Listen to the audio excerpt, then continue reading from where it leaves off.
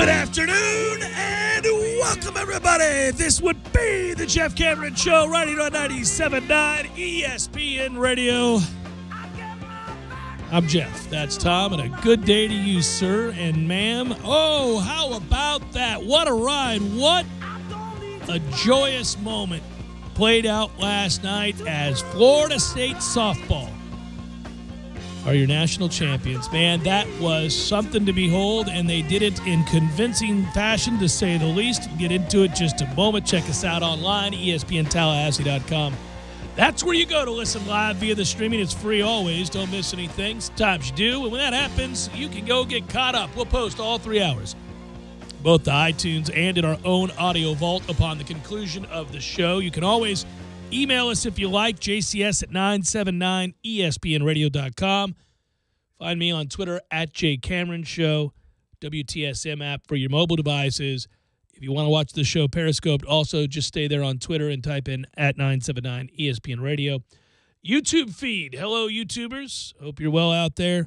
Type in ESPN Tallahassee for the YouTube feed. So it is Florida State convincingly crushes Washington 8-3. Shaky first inning. We were a little nervous there, but at the end of the day, the quick bounce back makes it 3-2. Then you tack on 3 in the second, and you had a sense it's going to be their night, and it was their night, and that's why we get to play this right here and make us smile all the way through. Hello, my friend, hello. And maybe, just maybe, this group, which returns almost everybody. Now, I know they lose a huge piece in Jesse Warren, who is irreplaceable, frankly, but they do bring back the vast majority. The crux of this team, this unit, this group that is so special next year. So maybe we'll get to do this. Hello, my friend, hello. Hello, my friend, hello. Congratulations, Lonnie Alameda and staff, Florida State softball, and to all of those responsible for this, those girls in particular who really captured the hearts and minds of this city, this university, and really fans of sport everywhere. They were a talented team.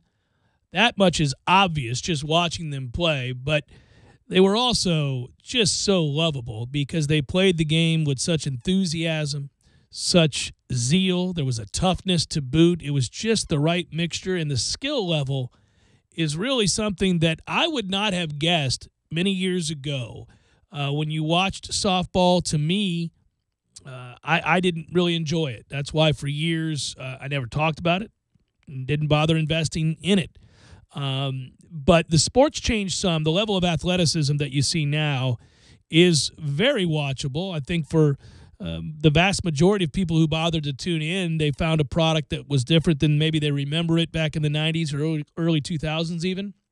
And I found out as I learned more and more about this game, because I'm certainly late to the party, that some rules changes helped a lot. And one of them, again, about having to have your feet in the box there so you're not seeing so much of that sprinting, slappy, bunt style of softball, but rather something that, at least to me, better resembles baseball, which is what we grow up as guys knowing and loving, right? And this you see girls swing away, you see the ball leave the yard, and you couple that with, again, the level of training that now women are afforded the opportunity to take advantage of because resources and rights, frankly, they are taking advantage of that and then some. And so the sport's improved, and we happen to now be housing the national champion, which is crazy to think about.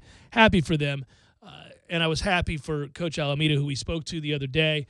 And here she is after the game talking to Holly Rowe from ESPN about this team. How were you able to do it with a mix of fun and focus this year?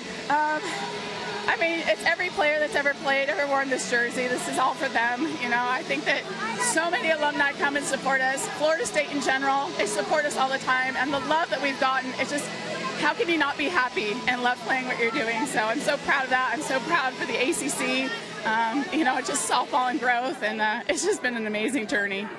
Think back in your mind, every game here for the last 72 hours, there were moments where you were going to be eliminated and it would be over. And And these kids didn't quit. Yeah. Why? Yeah, I wish I had a special sauce. I don't know. I want to say since the ACC tournament, they all stepped up, and hats off to Travis Wilson and Craig Snyder. Like, our hitting has taken off, and they believe in the process and the plans, and it's been amazing. And there's just this glue and chemistry, and I wish I could tell people what the ingredients is, but it's special and it's awesome. The first championship for the ACC. What mantle do you carry home with you? I'm so proud. I'm so happy for the growth of the game. I think it's just the growth of the game. You look at so many conferences that support softball, and ACC starting. We're getting a network, and we're starting. And kids want to play at a high level, and now there's another conference you can play at a high level, and I'm so proud of that. Man, sell that network, Coach. Well done, but she's not wrong. The sport is going to continue to grow and expand. It is a growing sport, a more popular sport than it used to be, and I think that will continue to take off as it is a very TV-friendly sport.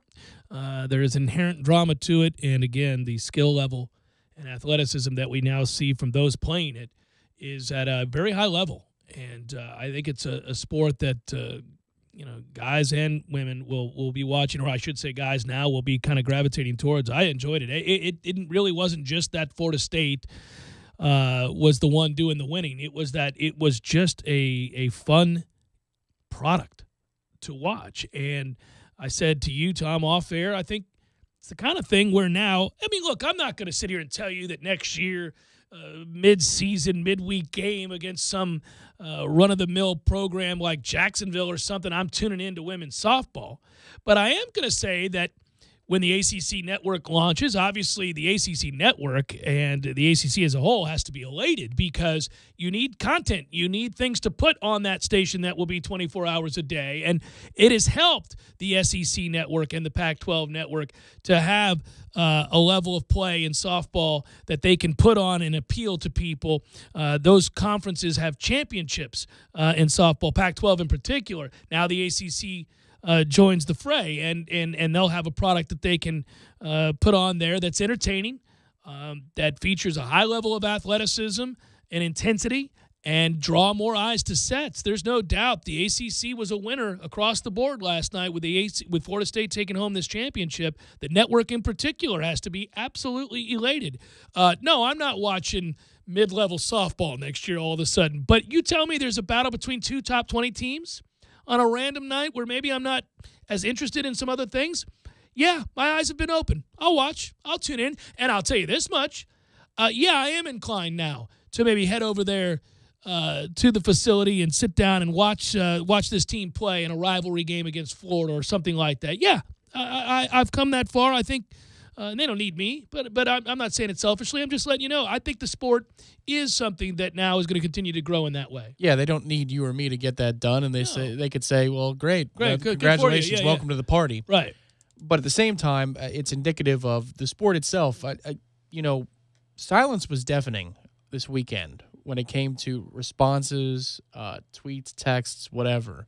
When we lost to Mississippi State in baseball, you didn't reach out. Nobody. We kind of all just, in our own way, we dealt with it. But if there's something on the line, no matter win, lose, or draw, and you feel like there's a chance or you have the energy around a program, people call, people text, people email. There really wasn't that much for the baseball program this year. With softball, I'm getting from family members that I didn't know cared about this to begin with. Mm-hmm. And we're in the 6th inning of game 1. Shellnut hits the home run. My phone's lighting up. Are you kidding me? It's not just a Tallahassee-specific phenomenon is what I guess I'm getting at. I think a lot of people were watching these games this past week at the Women's College World Series and said, yeah, this is entertaining. And it's also something we're all yearning for, a sporting event or whatever it is that gets us in and out in 2.5 hours. And that's what this sport is. So it's fitting a change in the way we consume sports at the perfect time. And also the style of play is changing to something that's more entertaining at the perfect time. Yeah, and it's also an observation that the women in the game and that cover the sport and or used to play the sport and now act as color commentators, those that champion the sport, are also noting. It's not just, guys who are sports-specific chauvinists deciding to come along for the ride because somebody's good. They've noticed the growth, too. They've talked about how the sport and the level of play has changed now because more people are playing. More people are playing because the sport is exposed more now. The rules have changed, and the caliber of athlete playing the game has elevated the sport. And I, for one, have absolutely been enthralled by what I saw over the course of the last couple of weeks. Didn't watch during the regular season. Not going to sit here and tell you I did.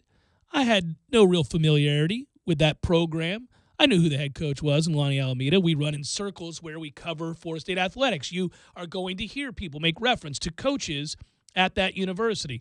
I know people in the administration, those kinds of things. So, yeah, but I can't tell you that before this run I had any real knowledge of who Morgan Claveman was, or I can't even tell you I really know who Elizabeth Mason was, right? But I do now. Now I know this team pretty well, and we all have our favorites. And, of course, everybody knows Jessie Warren, and we knew of her, but that was about it. The casual fan could say, oh, yeah, Jessie Warren, she's real good. But she didn't know, and I was one of those. I'm not going to sit here and tell you I wasn't. But after what I saw, after interviewing Lonnie Alameda this week, after watching the product, not just us, but just the product in general of the Women's College World Series and the regionals previous to that, yeah, I'll tune in. I think the sport's growing. It's a lot of fun. Good. And it's good for the program, too, because, towards the end of the Jimbo era, and I'm not trying to tie it back to Jimbo. I was going to say, how are we doing that now? Nope.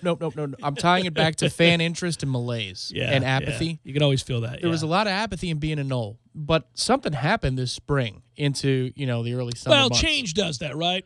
It's fitting that it was spring. It's not even Willie, though. It's not even, it has nothing to do with the program. All I'm saying is that was the culmination of what felt like a long term for Seminole fans, where we're just kind of stuck. Nobody really had a ton of energy about the basketball program, even though it made the NCAA tournament the year prior.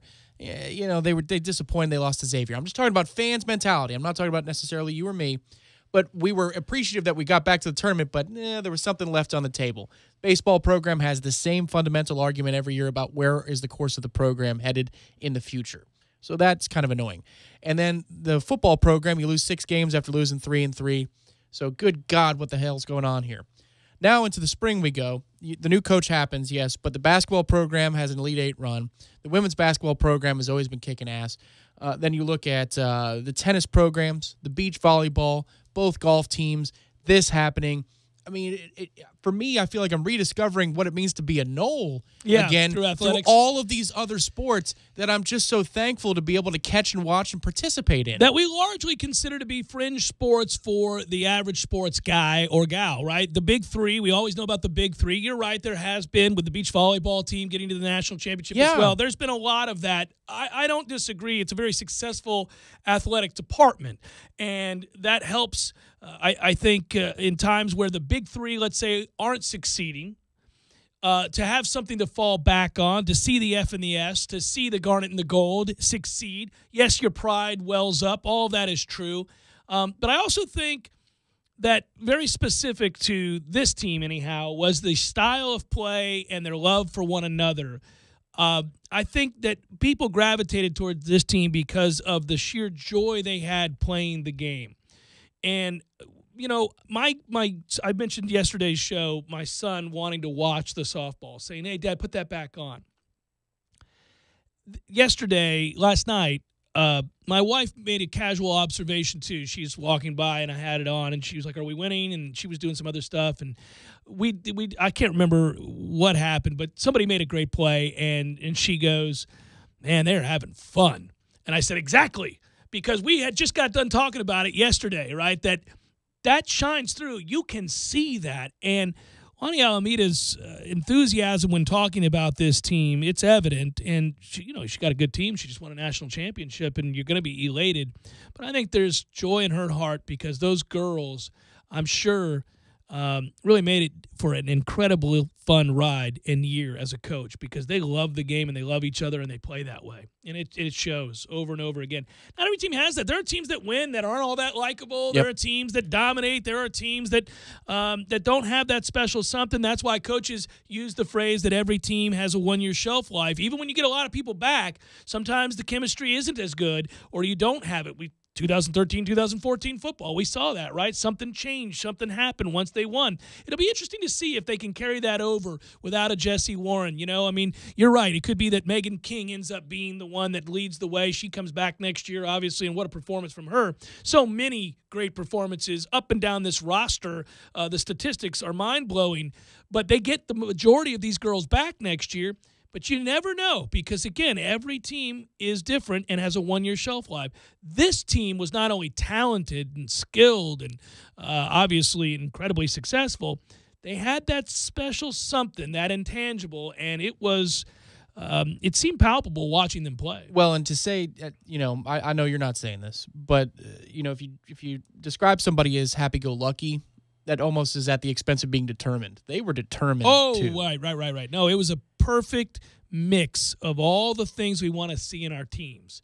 When you root for a team, we're loyal to all of our teams, professionally or collegiate. And some of those fall in the category of, well, I root for them because they're my team. And some of them you attach yourself to because there's something else. Yeah, and here's a good example. You look at the NL East right now and what the Braves are doing, and they're an upstart. Fun-loving bunch, yeah. Right, they're an upstart team, and it's always fun to jump aboard that ride. My baseball team did it in 2015. It was just this, we're going on a ride, and it's going faster than we ever expected, but let's all get on this train together. That's fun. This year, my professional baseball team, they're all collecting checks. That's what they're there for. There's no extra pizzazz. There's no, what you see from Florida State softball is the antithesis of what I see from my pro baseball team. And I think that's what's happened here is a lot of us have teams, whatever they are. Yeah. And you see what this group is. It, like you said, it's the perfect combination of so many traits that we want, that we love in all of our teams when they're the best. The ones we talk about 20 years later. This group had it. We'll be talking about this team decades from now because how cool was this experience? It took over the town. Yeah, I was asked on Sirius XM this morning how the town had reacted to it, and I said, well, obviously everybody associated with the university in any capacity is elated to see a Florida State team shine like this, but this really did feel bigger than that. It felt like the city had kind of adopted this team, and I think it's, again, because of the collective personality of that team. They have so many girls that can really play, but they're also having so much fun, and they're not afraid to show it. But they also have a level of grit and determination that you have to have. It's the only way you're going to succeed when you face 6 elimination games and you go 6-0 in those games. So all the elements were in play. It culminates in an 8-3 ass kicking. They sweep the championship series from a Pac-12 power. Washington's won a national championship before in the Pac-12. Boy, in their trophy case, there's a ton of softball national championships. And this team had to beat UCLA, too, another Pac-12 power, who really, frankly, was stiffer competition than Washington turned out to be. Yes. Mm-hmm. And so you now welcome the ACC into the fold. It's great that Florida State's the team to do it. It will certainly serve to better that program moving forward, and it will enhance the profile of the ACC moving forward. It's a league that continues to grow. If you want to look big picture, and I'll be Swaffy's aide here for a second, but I'll tell you, when you look at the ACC, you're just a couple years removed from a time where people nationally began to recognize the conference as one that, at least for a singular season, was the best in football. And most people would not have thought that possible given the SEC's dominance, right? So that put the ACC in a different light. Clemson has taken that baton and run with it and continued to be a representative in the college football playoff and won a national championship, et cetera. You see, year in and year out, the conference is exceptionally strong in baseball. You already know that. It is the preeminent program. It is the preeminent conference in college basketball annually when you look at the depth of talent. Now you see this softball team. You saw the women's volleyball team that we just mentioned. You look at track and field. The ACC's in a healthier place, I think, than we could have ever guessed. Go back to Swafford getting this conference to sign on the grant of rights deal at a time where there were serious questions as to whether or not Clemson, Florida State, and others were going to jettison the ACC to go to the SEC or go to the Big 12 and all the other rumors that were out there. Where this conference is now compared to where it was in 2010, it would have been hard to predict this. My goodness. Swaffy is going to rename the ACC network the Jeff Cameron Network after that. I got carried away, but I feel like it's true. I It feel is. like I did a great job representing the successes of this great conference, Yes, Tom Webb. I'm setting that soundbite up to North Carolina, and you'll be Tobacco Road bound sooner than later. But if you think about it, too, the name programs that Florida State has to go through from super regional process on through the end, and you have LSU and then UCLA, which you have to return and play again, but Georgia and Oregon, and then back to UCLA and Washington. I mean, these are all... Just pounding the SEC and Pac-12. That's right. Secondary conferences, at least for a season. They could not live up to the standard that Florida State softball set. Without mercy. Beautiful thing to see. It's the Jeff Cameron Show, 97.9 ESPN Radio.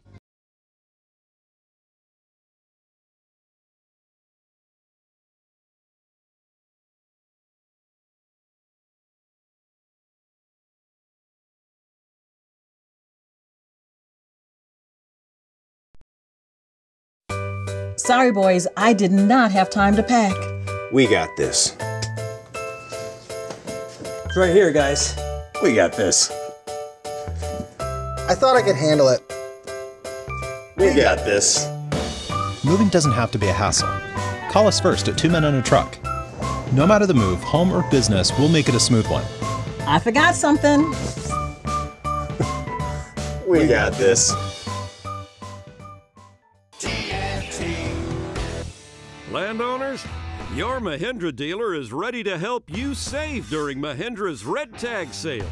Enjoy up to $7,900 in tractor cash back and savings, or utility vehicle savings up to $1,700. Plus, Mahindra's industry-leading warranties still come standard. So hurry in for Mahindra's Red Tag Savings.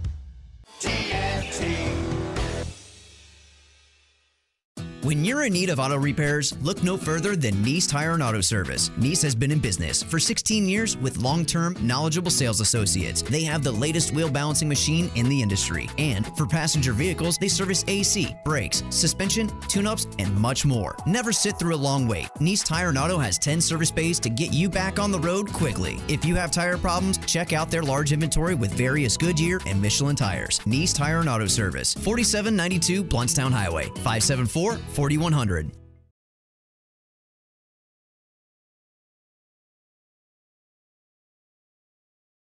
Of this great offer while it lasts. Advance Auto Parts, where oil is priced like it should be. Are you ready to experience an awesome fishing expedition? Sea Quarters Marina is home to several great charter services. All charters are customized based upon the types of fishing opportunities available and the type of fishing the customer requests. The Northwest Gulf Coast offers a variety of different angling adventures thanks to unspoiled back county islands and crystal clear flats. For more information regarding charters, call Sea Quarters Marina at 697-8400 or online at seaquartersmarina.com. You know what? It's time you level up your lemon lime with new, clear, refreshing Mountain Dew Ice. Why settle for this when you could have this? You want a fist bump that ends in one of those fake explosions? Hey, Charles. Or a fist bump that ends in an actual explosion? Hey, Charles. Want to pull up to the party on this? Or arrive in this? Make this musical request? Or this one? So yeah, you can keep drinking the same old, but we think you'll like the exploding fist bump, showing up to the party properly way to lemon lime, right? Mountain Dew Ice. Clear, refreshing lemon lime, redefined. Want to trick your truck for free? Mountain Dew and Dollar General announce Trick Your Truck. Your shot at winning up to $10,000 to trick your truck. Get your free Do Life sticker at any Tallahassee area Dollar General and put it on your ride. Spotters are looking for Do Life stickers now. The Elite Soccer Academy is for serious soccer players. This intense camp brings some of the best talent from across the nation and even internationally to Tallahassee, all looking for the edge to improve their game. The mission of this academy is simple: provide every player with an unforgettable soccer experience that takes them to a new playing level. Registration is now open for boys and girls age 11 through 18. Camps are open to any and all entrants and are only limited by age, grade, number, or gender as listed in the camp description. To register, go to SeminolesSoccerCamps.com. That's SeminolesSoccerCamps.com. Paint pros know a lot about painting. It's That's why they're called pros, but their secret's out, and it's now at the Home Depot. Professional quality PPG timeless paint starting at just $33.98 a gallon. With complete one-coat coverage, interior and exterior, PPG is a brand trusted by paint pros for over 100 years. And now, it's your turn. Pro-grade PPG timeless paint starting at just $33.98 a gallon. Now, at the Home Depot. More saving, more doing. U.S. only. See store for details. See, very intrigued by the Dan Le Batard Show on ESPN Radio. Has anyone ever said the word peppers better than Mel Kiper? Peppers. Has anyone in the history of the word peppers ever said it better than Mel Kiper Jr.? Peppers. Mel Kiper Jr. doesn't say it as well as Mike's fake Mel Kiper Jr. says it. Peppers. Peppers. Peppers. Peppers. Peppers. Peppers. Peppers. Peppers. Peppers. Peppers. Peppers. Peppers. Peppers. Peppers. You talk about a peppers. Peppers. I think people are right. Like, who would say it better? Who would you even nominate? Peppers. Oh, wow. Oh, wait a minute. Chris summoned some fake Stephen A. Smith, and he got it from his groin. Peppers. Wow. Wow, it's pretty good. Peppers. Peppers. Peppers. Peppers. Peppers.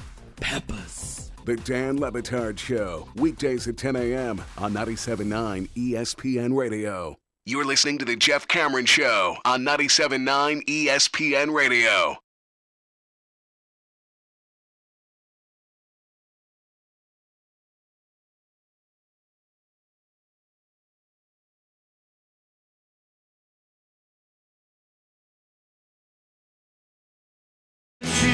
Jeff Cameron Show, 97.9 ESPN Radio. Thanks for tuning to it.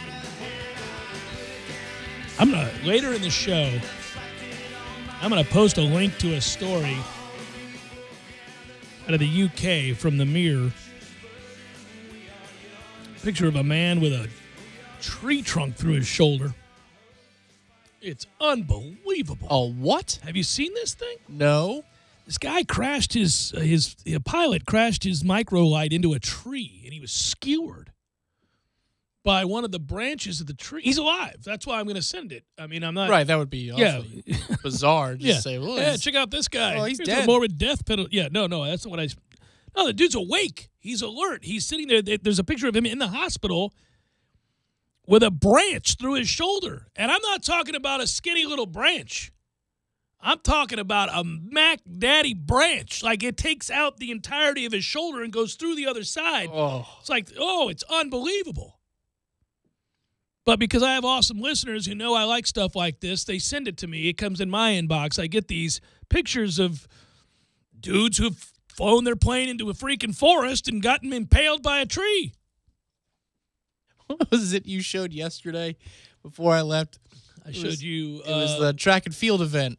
And it was, what is that, the shot put? No. Oh, no, that's what's that the event? hammer, the hammer throw. The hammer throw. Yeah, and the chick who...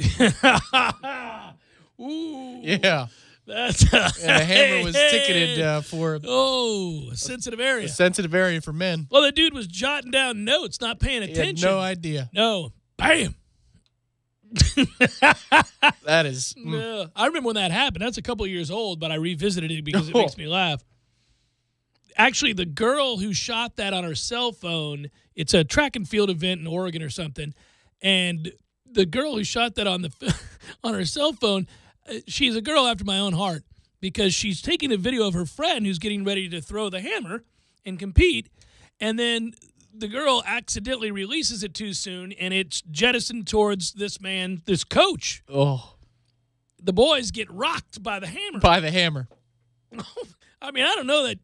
I went and did research the first time I saw it because I wanted to, years ago, I wanted to post it, but I don't like posting things where people like either die or that guy's permanently disabled or something or crippled. Like, that's just not a good idea. You know? Oh! But I found out he was okay. So maybe at some point we'll post that too. But if you find the one that has the sound, the reason the girl is a girl after my own heart is that she's filming it, and her friend accidentally releases the hammer, and it hits the coach in the groin, and the guy buckles over, and you hear her go, whoa! She starts laughing instantly. Oh. Her first reaction was to crack up laughing, And I have always been made to feel bad that my first reaction when somebody eats it down a flight of steps or breaks their collarbone because they had a parked car while not paying attention on their bike, people get mad at me. I've actually seen that happen. So people get mad at me that my first reaction is to laugh. Now, if I actually think somebody's seriously hurt, I run to their aid. While chuckling, but yes. Well, no, I usually limit the chuckling. Oh, boy. Let's check on Sally here. Yeah, no, I do the chuckling initially. My first, because it's funny. Now, again, it's just my initial reaction is to laugh, and I gather myself in the hopes that certainly I can be of some assistance without laughing in the person's face. I think it's funny that we have separate stories of tripping on the stairs, the spiral stairs between Diffenbaugh and Williams. Yeah, I tripped there. 15, 20 years apart, whatever it was. Yeah, yes. I was lucky there were no witnesses, 0, and it was special. I mean, I could see the busted ass at replay. the exact same staircase, exact same one. It's why you don't move quickly with flip-flops, because it catches the front. Catches the front, and you're going down. And you got no chance. Yeah. I've fallen up steps more than once. I've never fallen down steps. I've fallen up steps more than once. I had one of the tote bags, right? You know, the string bags. But when I fell forward, the string opened and came loose, and the book and papers came flying over my head. So it was a doozy. Oh, it was a spectacular display. Did you display. laugh at yourself? Well, I checked first, just to see how many witnesses do we have here. And I was like, ooh, well, that's lucky. And, actually, in a weird way, I almost wish somebody saw it. Yes, because that's spectacular. You're not hurt. It's ridiculous. You got to make fun of yourself. And they would tell that story for the rest of their life. Oh, it'd be great. Oh, yeah. I saw this jerk. This guy's dumbass was in a Mets hat. Busted ass. No, this guy's riding one of these micro lights, they're called. It's not like a real plane, it's got like a balloon and an engine in the back. And he lost control, and he went crashing down into this forest, and he got impaled through the shoulder by a big-ass branch. Oh! It's a huge piece of wood thrusting through his shoulder. I'll post it later. It's something to behold. I didn't know. How did we go from celebrating this softball championship on this glorious day to me talking about this guy getting lit up by a tree? I don't know. You started the segment with that. Well, because I was laughing. I was looking at it between breaks. I was looking in my inbox because sometimes there's fodder or questions about the subject at hand. But more often, you know what there is? There's pictures like this where people go, Cameron will love this.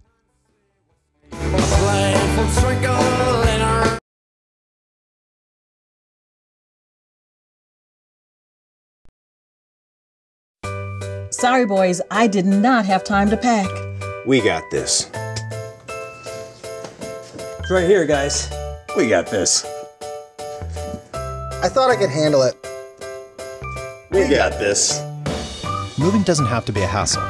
Call us first at 2 Men on a Truck. No matter the move, home or business, we'll make it a smooth one. I forgot something. We got this.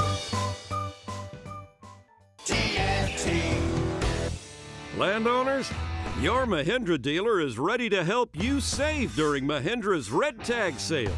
Enjoy up to $7,900 in tractor cash back and savings, or utility vehicle savings up to $1,700. Plus, Mahindra's industry-leading warranties still come standard. So hurry in for Mahindra's Red Tag Savings.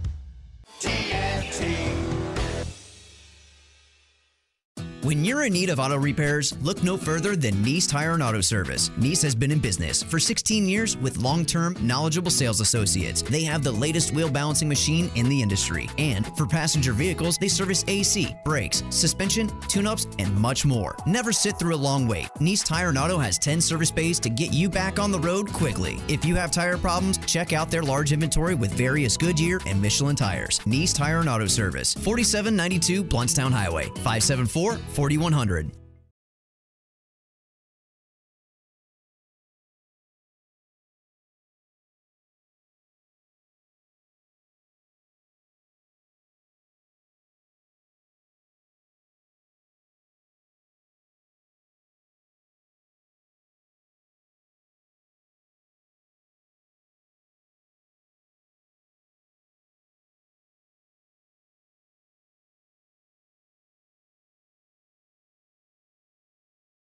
Word of advice for you, brother. I saw that office email about catering. Why don't you hit reply all and type in MetroDeliTally.com. Enjoy your promotion. Oh, yeah. Metro Deli. MetroDeliTally.com.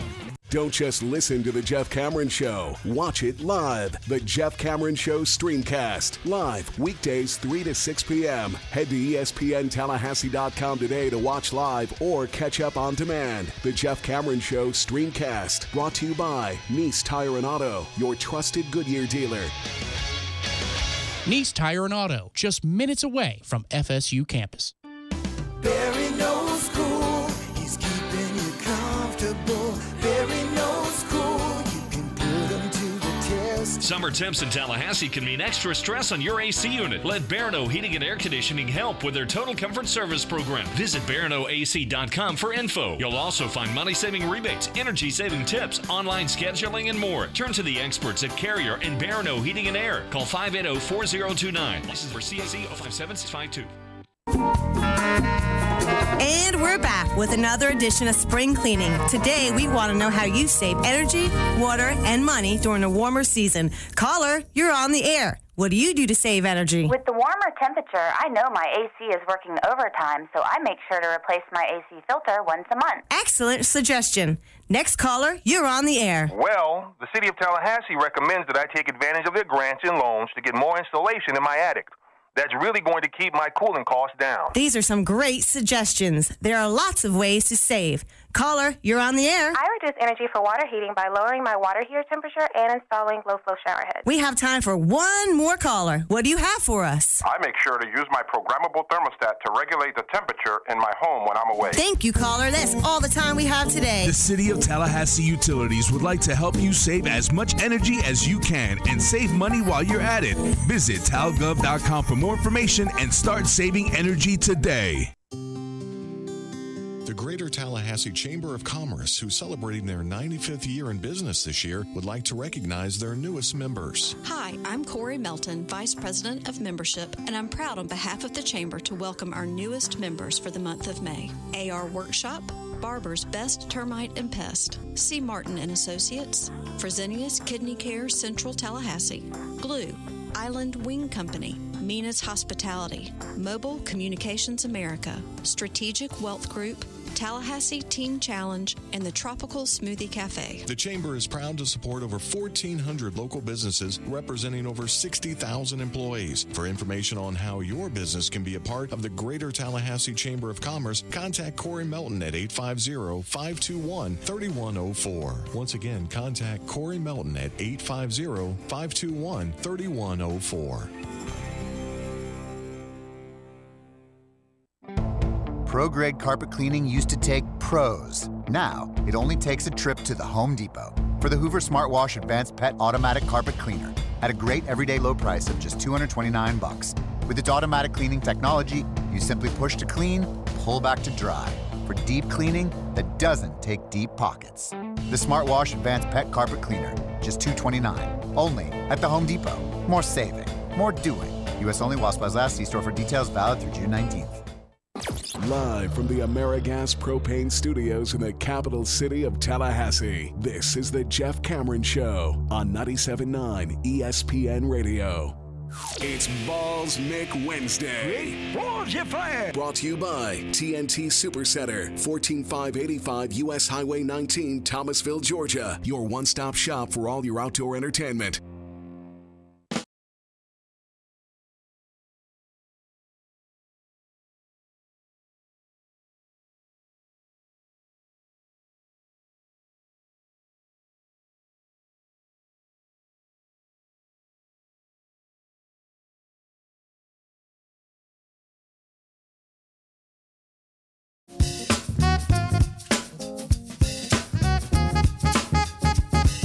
You know, the only thing that didn't happen last night in route to a national championship that I really wanted to have happen, I wanted that run rule. I don't know that it exists in the final series, though. It ought not, but it ought not exist, period. I mean, what are we doing here?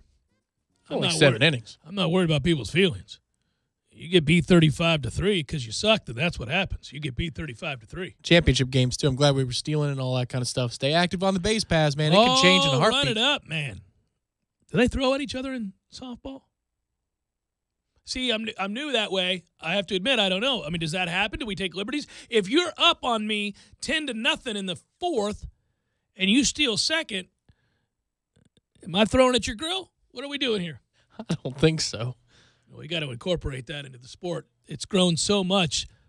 Perhaps Grab that. Perhaps it's a generalization, but I would think in the realm of sports, women might be a little bit more civil in a moment like that than to throw at somebody's head with a softball. We don't need all that. We're trying to win some games out here. It's competitive. And if you're going to take liberties and just decide to run all willy-nilly like you have no care in the world, I got to move your feet, Tom. You're going to lean out over the plate on me. That's different than chucking it at somebody's head with a rise I'm ball. not actually trying to hit anybody's. Oh, it's no. Well, rise ball, fastball, either way. I don't really care. I'm saying if you cross that line, if you're a habitual line stepper, if you've got this issue, I'm throwing at your elbow. Here's a rise ball for that ass. Here's a rise ball for that middle of that back is what this is. Get you some of that. Slow your roll on the base paths, baby. This is how we're going to put it into. I want to know. That'd be interesting. I should have asked Lonnie Alameda that. I should have said, hey, Coach, after you win the championship, can we come back and I want to get some of the finer points of the game down before going into next season, now that I'm on board here. And you can teach me a little bit more about what you guys do to police each other. Because all the games have rules within. Hey, I have a question for you. This is not something that I was aware of, and I've watched the sport a ton, so I thought I would have seen it by now. But the reverse hit, the game that Washington won, I'm talking about the Capitals now in the Stanley Cup Championship Finals, the reverse hit where he breaks Hill's nose, which was awesome. Yeah, this is from a couple games ago, right? Well, it's been forever since we played a game, but yeah, it was the 6-2 game. Okay. So when they break his nose, and then later on he gets jacked up again, they just were steady beating on his ass. But the thing I was thinking about was that's considered kind of a dirty play, right?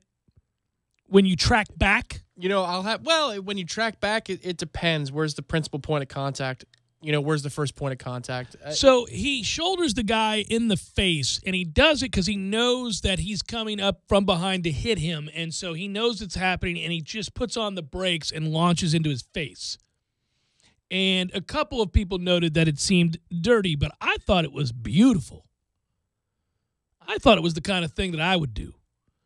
That I'm going to have to go back and look at it. I was watching the softball for the 6-2 game, so I really don't have a good answer for you. Yeah, no, it got testy at the very end of the game. This was really late in the hockey where the score had gotten out of control. It was after they made it 5-2, and then things got testy. So Vegas was the one that decided to escalate the situation here. It's not Washington laying it on with an extra hit. I'm just making sure who was the offending party and who was the offended party. The offending party with the hit was Washington hitting the Vegas player. Oh, well, big surprise there. Repeatedly. Was it Wilson again?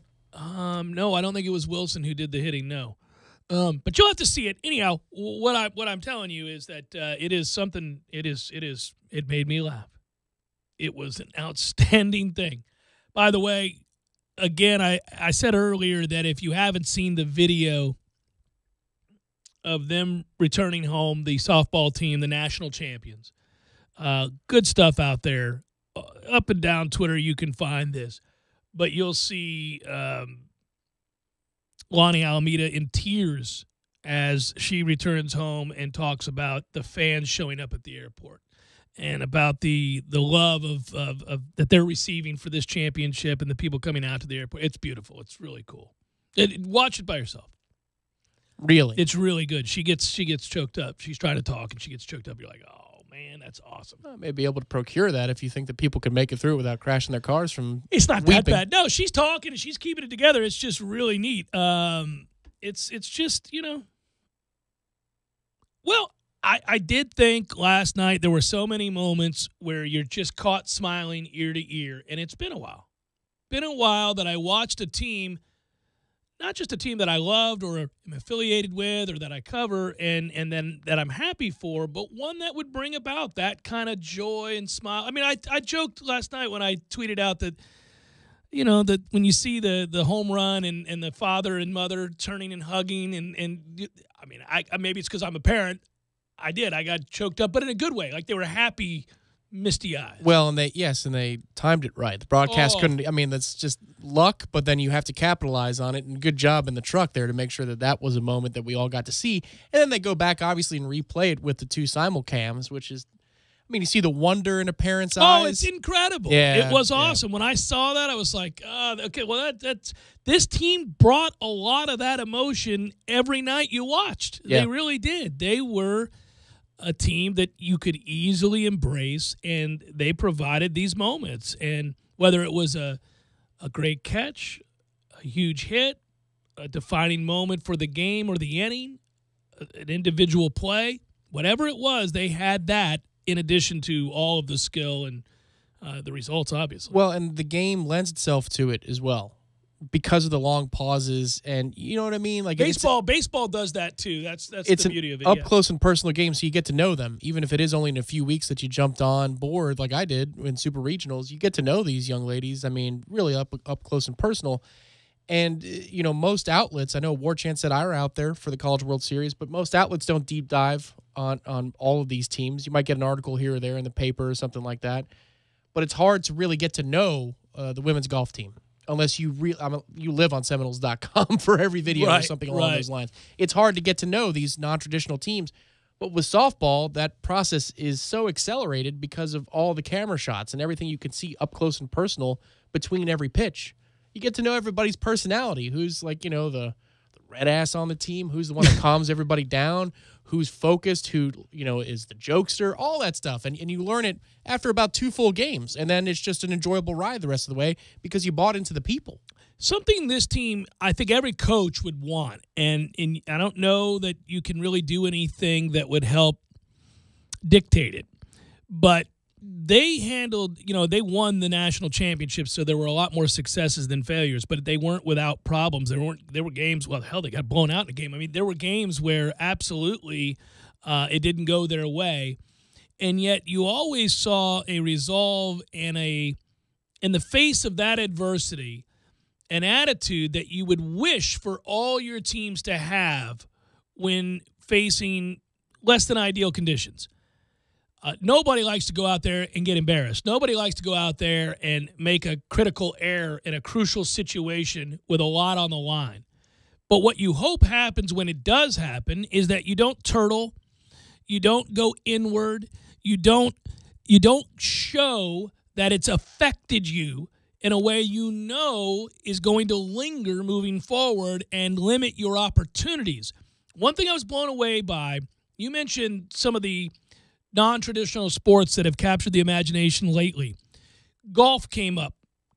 I talked to Brant Packer, who is the lead producer for the Golf Channel, who covers all of the collegiate golf, and he's in charge of he covers all their golf, but he's in charge of their production. He's in charge of who's on the camera, which announcers are doing what angles they want, and he directs all of that.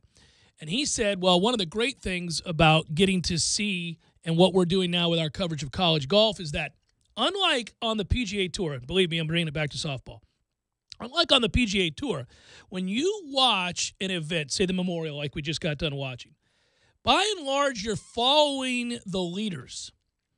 So what are you not seeing? Bad shots. Not a lot of them. They aren't leading because they're playing terribly and throwing shots into the trees. They're leading because they're keeping it in play, and they're getting up and down, and they're shooting a 68. Yeah, that's one thing the Ryder Cup does for you really quickly, is because there's so few matches, you get to see the ups and downs of a round in a way. Oh, and you see guys hit shots you didn't know they hit. Right. You didn't, Yeah. so you're capable of that. They're all capable of that. You don't see the guy that's going to miss the cut that just threw up an 80. Because if you saw all of his shots, he threw one OB on number 2 and had to re-hit. You know, you don't get to see those.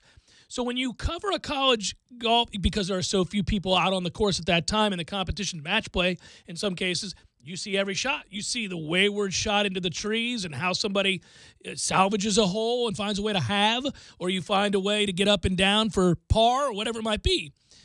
And I think, watching this and seeing the way that, so what he was saying was, one thing I like about that is when a player hits a shot like that and then they line up over their next shot and swing away like that never happened. There you see a perseverance. There you see a toughness, mental and otherwise, that suggests they're at a different level. They've come to a place where they've grown to understand those setbacks are part of the game. You got to buck up, soldier, and hit the next shot. And that's about confidence, right? When you watch this team go through the run that they did, and again, 6 times facing elimination and all 6 times winning, early in that process, you could see that those disappointments and those bad innings, bad results, whatever they might be, were not going to affect their next AB or the next ground ball hit to them or the next opportunity to make a play. And that is special. That is a mental toughness that every athlete wants to have and strives to perfect. This team had that in bunches. Yeah, they did, and you could go all the way back to Supers when you have a 4-run lead in a game and you to force, give up that home run. Give up a grand slam. That's what I mean. Ball game tied, and that should be it. Most times you go, well, that's it. I don't know how they can come back from this, and yet we would. The UCLA come back on Thursday. Absolutely. You got 2 outs in the 6th, and you have a freshman go yard. Right. No, that's what I mean. That's when we're sitting here desperately trying to latch on to that other thing, and I'm trying to describe that it's not just that they're good, it's not just that they're Knowles. They were eminently likable. I think that's what it is. There's a quality, a collective quality on that team anyhow, and that's kind of rare in team sports, I think. It's more individualistic. You'll see a tennis player get beat 6-1, 6-2, and is down 2-0 in a 5-set match, and you're thinking, well, you're getting your ass housed.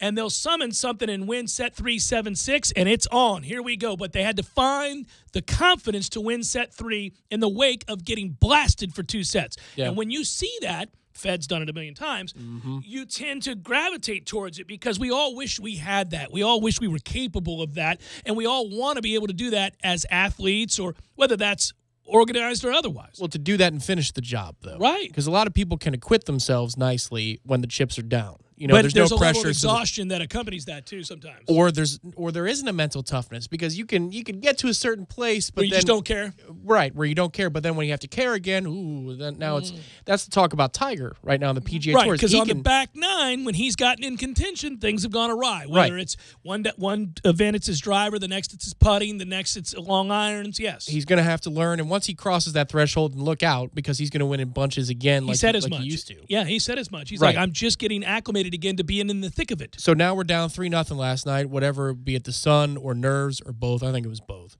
And then it's 3-2. You hit that huge home run. Or when it's King's error that loads the bases. I mean, that's an easy play to first base. The ball may be spinning on the ground, but in that moment you go, oh, no, how do you respond to that? That you can respond and then basically... But they always did. Yeah. And that is why they were so lovable. They played the game the right way. They played the game and had fun playing it, and it was evident. But that toughness, that mental toughness, was clearly in play for all of them. And I like the way, they're looking at each other after those moments as they come off the field. It was almost as if they were just kind of like, we almost slipped up there. Come on now, here we go. And they had it. And that, to me, was probably my favorite part. Yeah, they won, and they're skilled, and we call them national champions forevermore, and all of us Knowles are proud of that. But I'm serious. There was that fight and the mental toughness, the confidence that you have to be able to do that. That's a special group. Hour number 2, forthcoming. Stay with.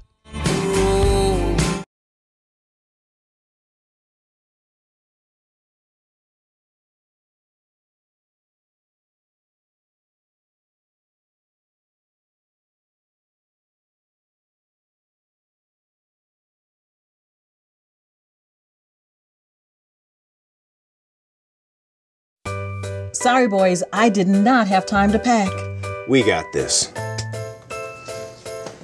It's right here, guys. We got this. I thought I could handle it. We got this. Moving doesn't have to be a hassle. Call us first at 2 Men and a Truck. No matter the move, home or business, we'll make it a smooth one.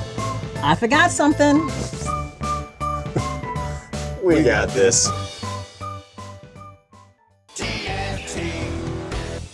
Landowners, your Mahindra dealer is ready to help you save during Mahindra's Red Tag Sale. Enjoy up to $7,900 in tractor cash back and savings. or utility vehicle savings up to $1,700. Plus, Mahindra's industry-leading warranties still come standard. So hurry in for Mahindra's Red Tag Savings. TNT. When you're in need of auto repairs, look no further than Nice Tire and Auto Service. Nice has been in business for 16 years with long-term, knowledgeable sales associates. They have the latest wheel balancing machine in the industry. And for passenger vehicles, they service AC, brakes, suspension, tune-ups, and much more. Never sit through a long wait. Nice Tire and Auto has 10 service bays to get you back on the road quickly. If you have tire problems, check out their large inventory with various Goodyear and Michelin tires. Nice Tire and Auto Service, 4792 Bluntstown Highway, 574-4100. Stores to take advantage of this great offer while it lasts. Advance Auto Parts, where oil is priced like it should be. The holidays are coming.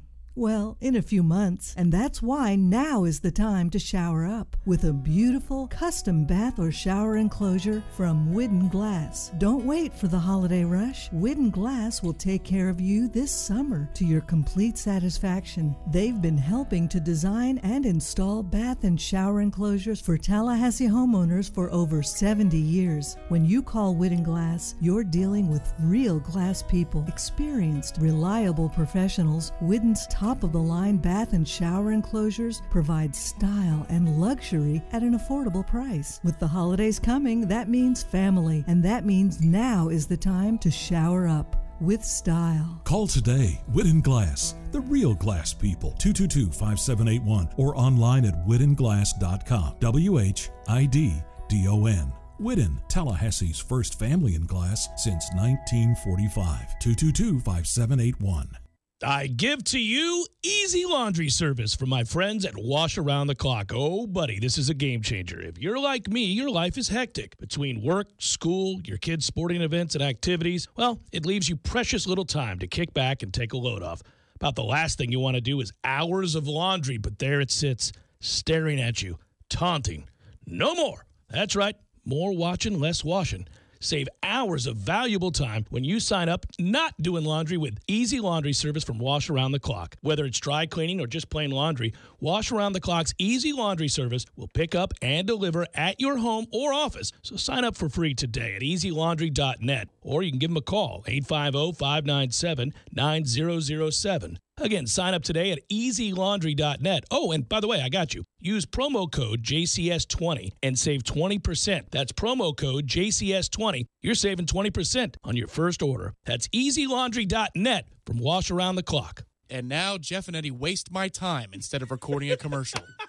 I know we got to record this one, but remember that time with the thing and the guy? Oh, and then we did that. It was by the pool. Right, and then that guy jumped. The one guy with the Speedo. That was ridiculous, man! What a day! And then the guy he came up with the food. The truck. He didn't even know. Had no idea. And how about those girls? If we could only recreate that, ridiculous. Gordo's, bringing the flavor and flair of Cuban food to Tallahassee since 1996. Driving every day from the AmeriGas studios in the capital city of Tallahassee, this is 97.9 ESPN Radio, WTSM, Woodville, Thomasville, Tallahassee. ESPN Radio Sports Center. I'm Doug Brown. The Warriors expect swingman Andre Iguodala to play in tonight's Game 3 of the NBA Finals against the Cavaliers. Iguodala has missed the last 6 games with a bruised left knee. ESPN's Brian Windhorst. This is huge for the Warriors, especially because they're going to be in Cleveland, and the Cavs are going to play better. They're going to shoot better. They haven't lost here at home since Game 1 of the playoffs way back in April. And to have another guy to put on LeBron James, even if he only takes him for a handful of possessions, to relieve Kevin Durant of that a little bit, and to have another quality veteran big that can focus. Because sometimes the Warriors don't focus so well on the road. The Warriors lead the series 2-0. Our coverage of Game 3 tips off at 8 Eastern on ESPN Radio, ABC, and the ESPN app. Injured Steelers linebacker Ryan Shazier says today his dream is to play football again. In his first formal news conference since a spinal injury back in December, Shazier says he has loved the game since he was 4 years old. He's now walking with a cane. Jets safety Rontez Miles will be out at least 3 months after surgery for a torn meniscus in his knee. He led the Jets in special teams tackles last season. New Colts defensive end Chris McCain now faces 2 counts of battery from a reported incident with a woman earlier this year.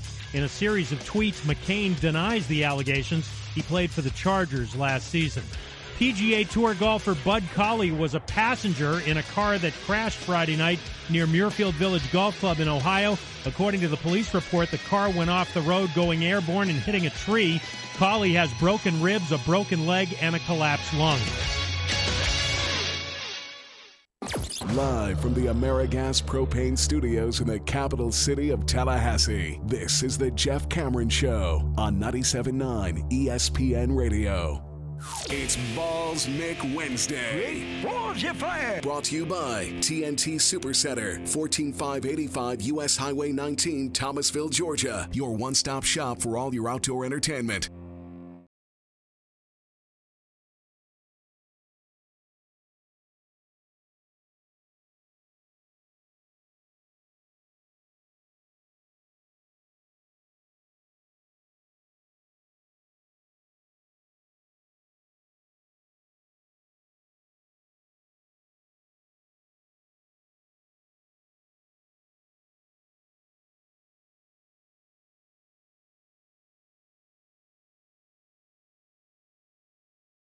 Hour number 2, Jeff Cameron Show, 97.9 ESPN Radio. Thanks for tuning to it. I'm Jeff. That's Tom. We're online, ESPNTallahassee.com. Go there to listen live via the streaming free always. You miss anything, it's all right. We got you covered all 3 hours to be posted, both on iTunes and in our own audio vault. All things FSU softball, 2018 national champions. Great picture on Twitter. Just retweeted it. Sound like Greenberg. Lonnie Alameda taking a picture from the plane window as they landed of the crowd there. Oh, nice. Yeah, she tweeted out, "I have no words for the love that Tallahassee has shown us. Thank you for making the return to Tallahassee so special." And it's a picture looking out her window at the fans there. I just got done. Tom, if you'd like to check my Twitter feed. Does he still do that on their TV show? I have no idea. I haven't watched it. But I don't think so, right? It's a TV show. Do you think he does that? He cites his Twitter feed? Yeah, he used to. I mean, that was he's like, all right, put up a graphic of my feed. This is my retweet of this, but make sure it gets it, like in the production meeting, make sure it says Greeny retweeted in there. I don't know if he does or doesn't, man. That's speaking of that world, hey, just while we're on this subject, and then I'll leave it alone because we certainly don't need to spend any amount of time talking about Twitter, but does your Twitter just randomly decide to unfollow or follow people on its own sometimes? No. Yeah, I think it happens. Like, I've looked at things before on my Twitter, like, I didn't follow that person, or I didn't follow that brand or whatever it was. It just somehow did it. It happened. Or people that I'm like I know and I'm friends with that I have followed for years are suddenly no longer followed, and I find out by some other means. Like, somebody else that I'm following will retweet a mutual friend of ours, and I'll go, why didn't I see that? And then I'll click on it and realize they're not being followed by me anymore, and I didn't unfollow them. Are you sure that they didn't piss you off somewhere along the way and you said, I'm unfollowing? No. A couple of these are people that I am dear friends with. They, short of some sort of tragic act, they couldn't cause me to unfollow them. It's just weird. Oh, it's just Twitter. You can unfollow somebody and still be dear friends with them. Yes, especially if they're annoying. But what I'm saying, I'm not talking about that. No, you know me. I'm not married to that thing. What I'm saying is I discovered there was one person that I'm no longer following that I know for a fact I followed for years. Now, maybe they started a burner account or something, and I don't know. Maybe it's something weird. Maybe it's just a same person, 2 different accounts. Could be. It doesn't do that, though. I don't think it's... I think it does it. Okay. I think it does it. I think it also listens to you and steals your money. The first part, definitely. The second part, you're not so probably sure about? If you change the definition of straight stealing, then yeah. In a way, man. Sure. Big Daddy J here for you for a moment. Going to go ahead and take that first half number for the Cavs tonight. If there's any ounce of pride and hope in their effort in what they'll accomplish remaining in this series, you got to believe they come out swinging tonight for a half in Cleveland, right? Hot damn. Big Daddy's done it again.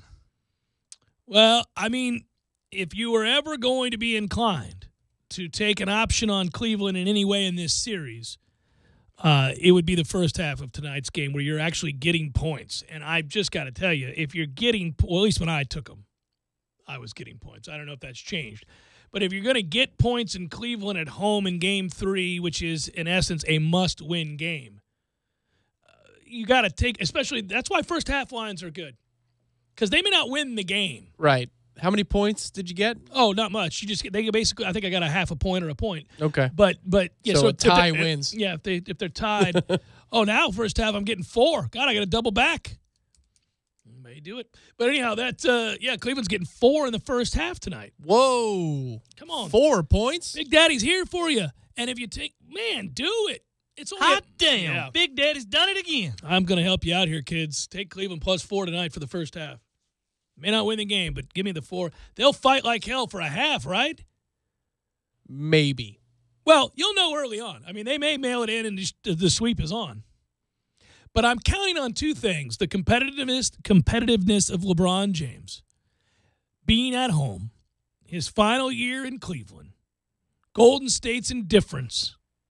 They're up a commanding 2-0. They know they're going to win the series. They have a habit, does Golden State, of not always giving and putting forth their best effort. For entire games, true, but a lot of times it's just like for a half or a quarter. So this would be a good marriage, I think, tonight. You +4 against Golden State. It is logically, yes, put together very well. Yeah, I don't fool around with willy-nilly things, Tom. No, I understand. Big Daddy ain't coming to the table with nonsense. No, you're empirical in nature. But the one thing I'd say is if you look at the first 2 games, and I get it that Cleveland probably wasn't going to catch Golden State in Game 2, even when they were down 6 or 8 or whatever it was, the first 3 quarters. But the shots, the open looks that LeBron generates for his teammates. I mean, I'm talking about wide the hell open, fully square, in rhythm, and they can't hit the broadside of a damn they're barn. Not very good. That's well established. They're not very good. But the quality of the shots, man. Oh, I know. He's a real good player. There are a lot of guys that can't generate their own, but if somebody could generate a look for them, they're not too bad. This isn't even that. Well, the one that he hit, Game 1, Love hit the 3. The 1-3 he hit all day was a beautiful look at the top of the circle. You got to hit that one, but yet most of the time those guys do not. They do not hit those. They are put where they want to be. I mean, man, it's a disaster. You could not have it on a silver platter for yourself. What's weird is that, again, the known qualities of these 2 teams. I get it. I understand it's entertainment. I understand that there are shows in a 24-hour network. You've got to fill that network.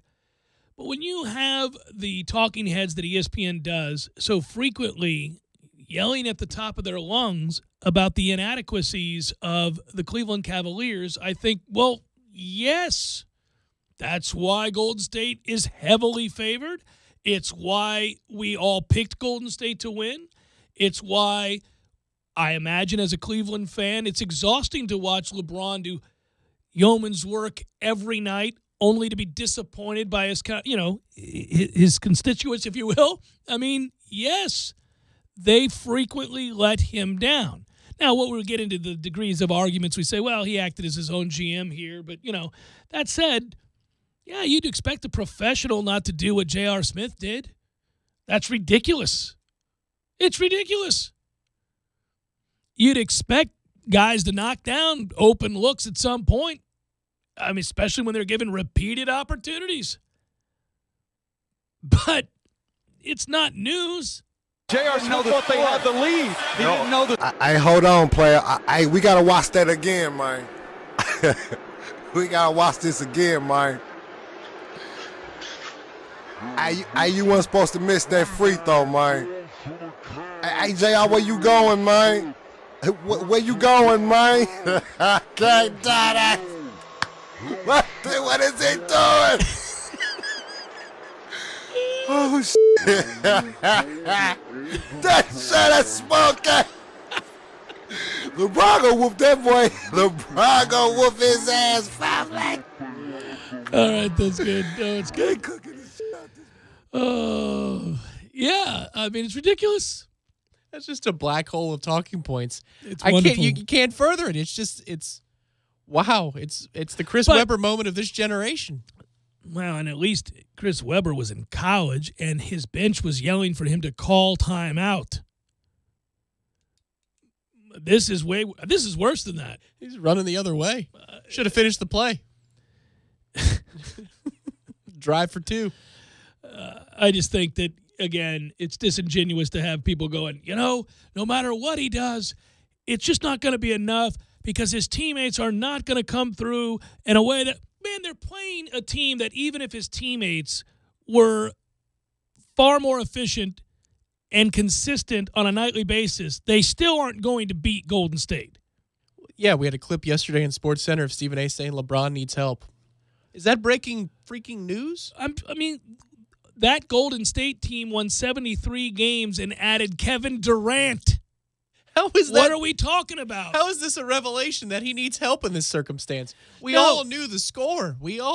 No, it was going to take LeBron dropping 50-plus a night and becoming a one-man show because the other guys aren't good enough. Right, a 50-point triple-double wasn't enough. Right.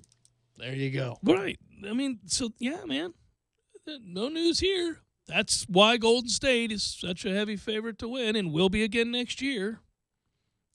They've got a team of all-stars. It's a little disappointing to see things be this one-sided. If you want any hope of a series, you have to hope tonight that Cleveland wins the game. Even then, I think you're just prolonging the foregone conclusion that that is Golden State winning this championship. I'd love to be wrong on that, though, because, again, it's so weird with Golden State. I've kind of done a 180 with them. If they blew this series, they'd have to disband the team. You'd have to blow that thing up.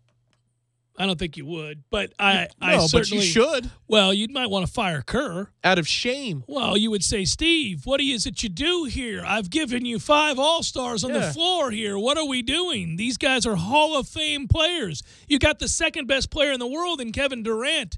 You've got the best guard in the world. You got the best three-point shooter on the planet. They're not blowing this thing. No, of course they're not. The series is over. It was over before it started. What is he doing? Yeah, it really would have been nice to see J.R. Smith get that rebound, follow it up with a make, and okay, can they get in Golden State's head? Could LeBron do the impossible? We would have had maybe a legitimate week or so of storylines.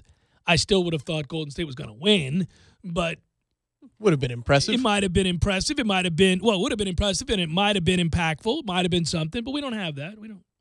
There's no. The NBA desperately needs Cleveland to win tonight. I'll say that. And big, just so they can lie to themselves that it indicates something. It wouldn't indicate a thing, but it would indicate sheer indifference on Golden State's part.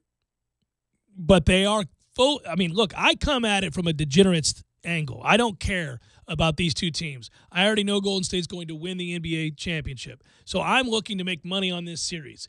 And what I can look at are patterns and trends, one of which is Golden State having games where they just decide to take the night off. Certainly halves in which they just decide to take the night off. And a generational talent that has enough heart and chutzpah to carry a night in LeBron James. Okay, I'll go to the window. Give me Cleveland +4 for a half. Hang in there, fellas, if only for a half.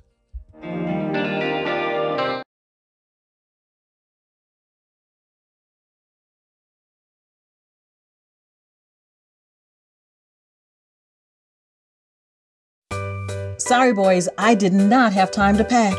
We got this. It's right here, guys.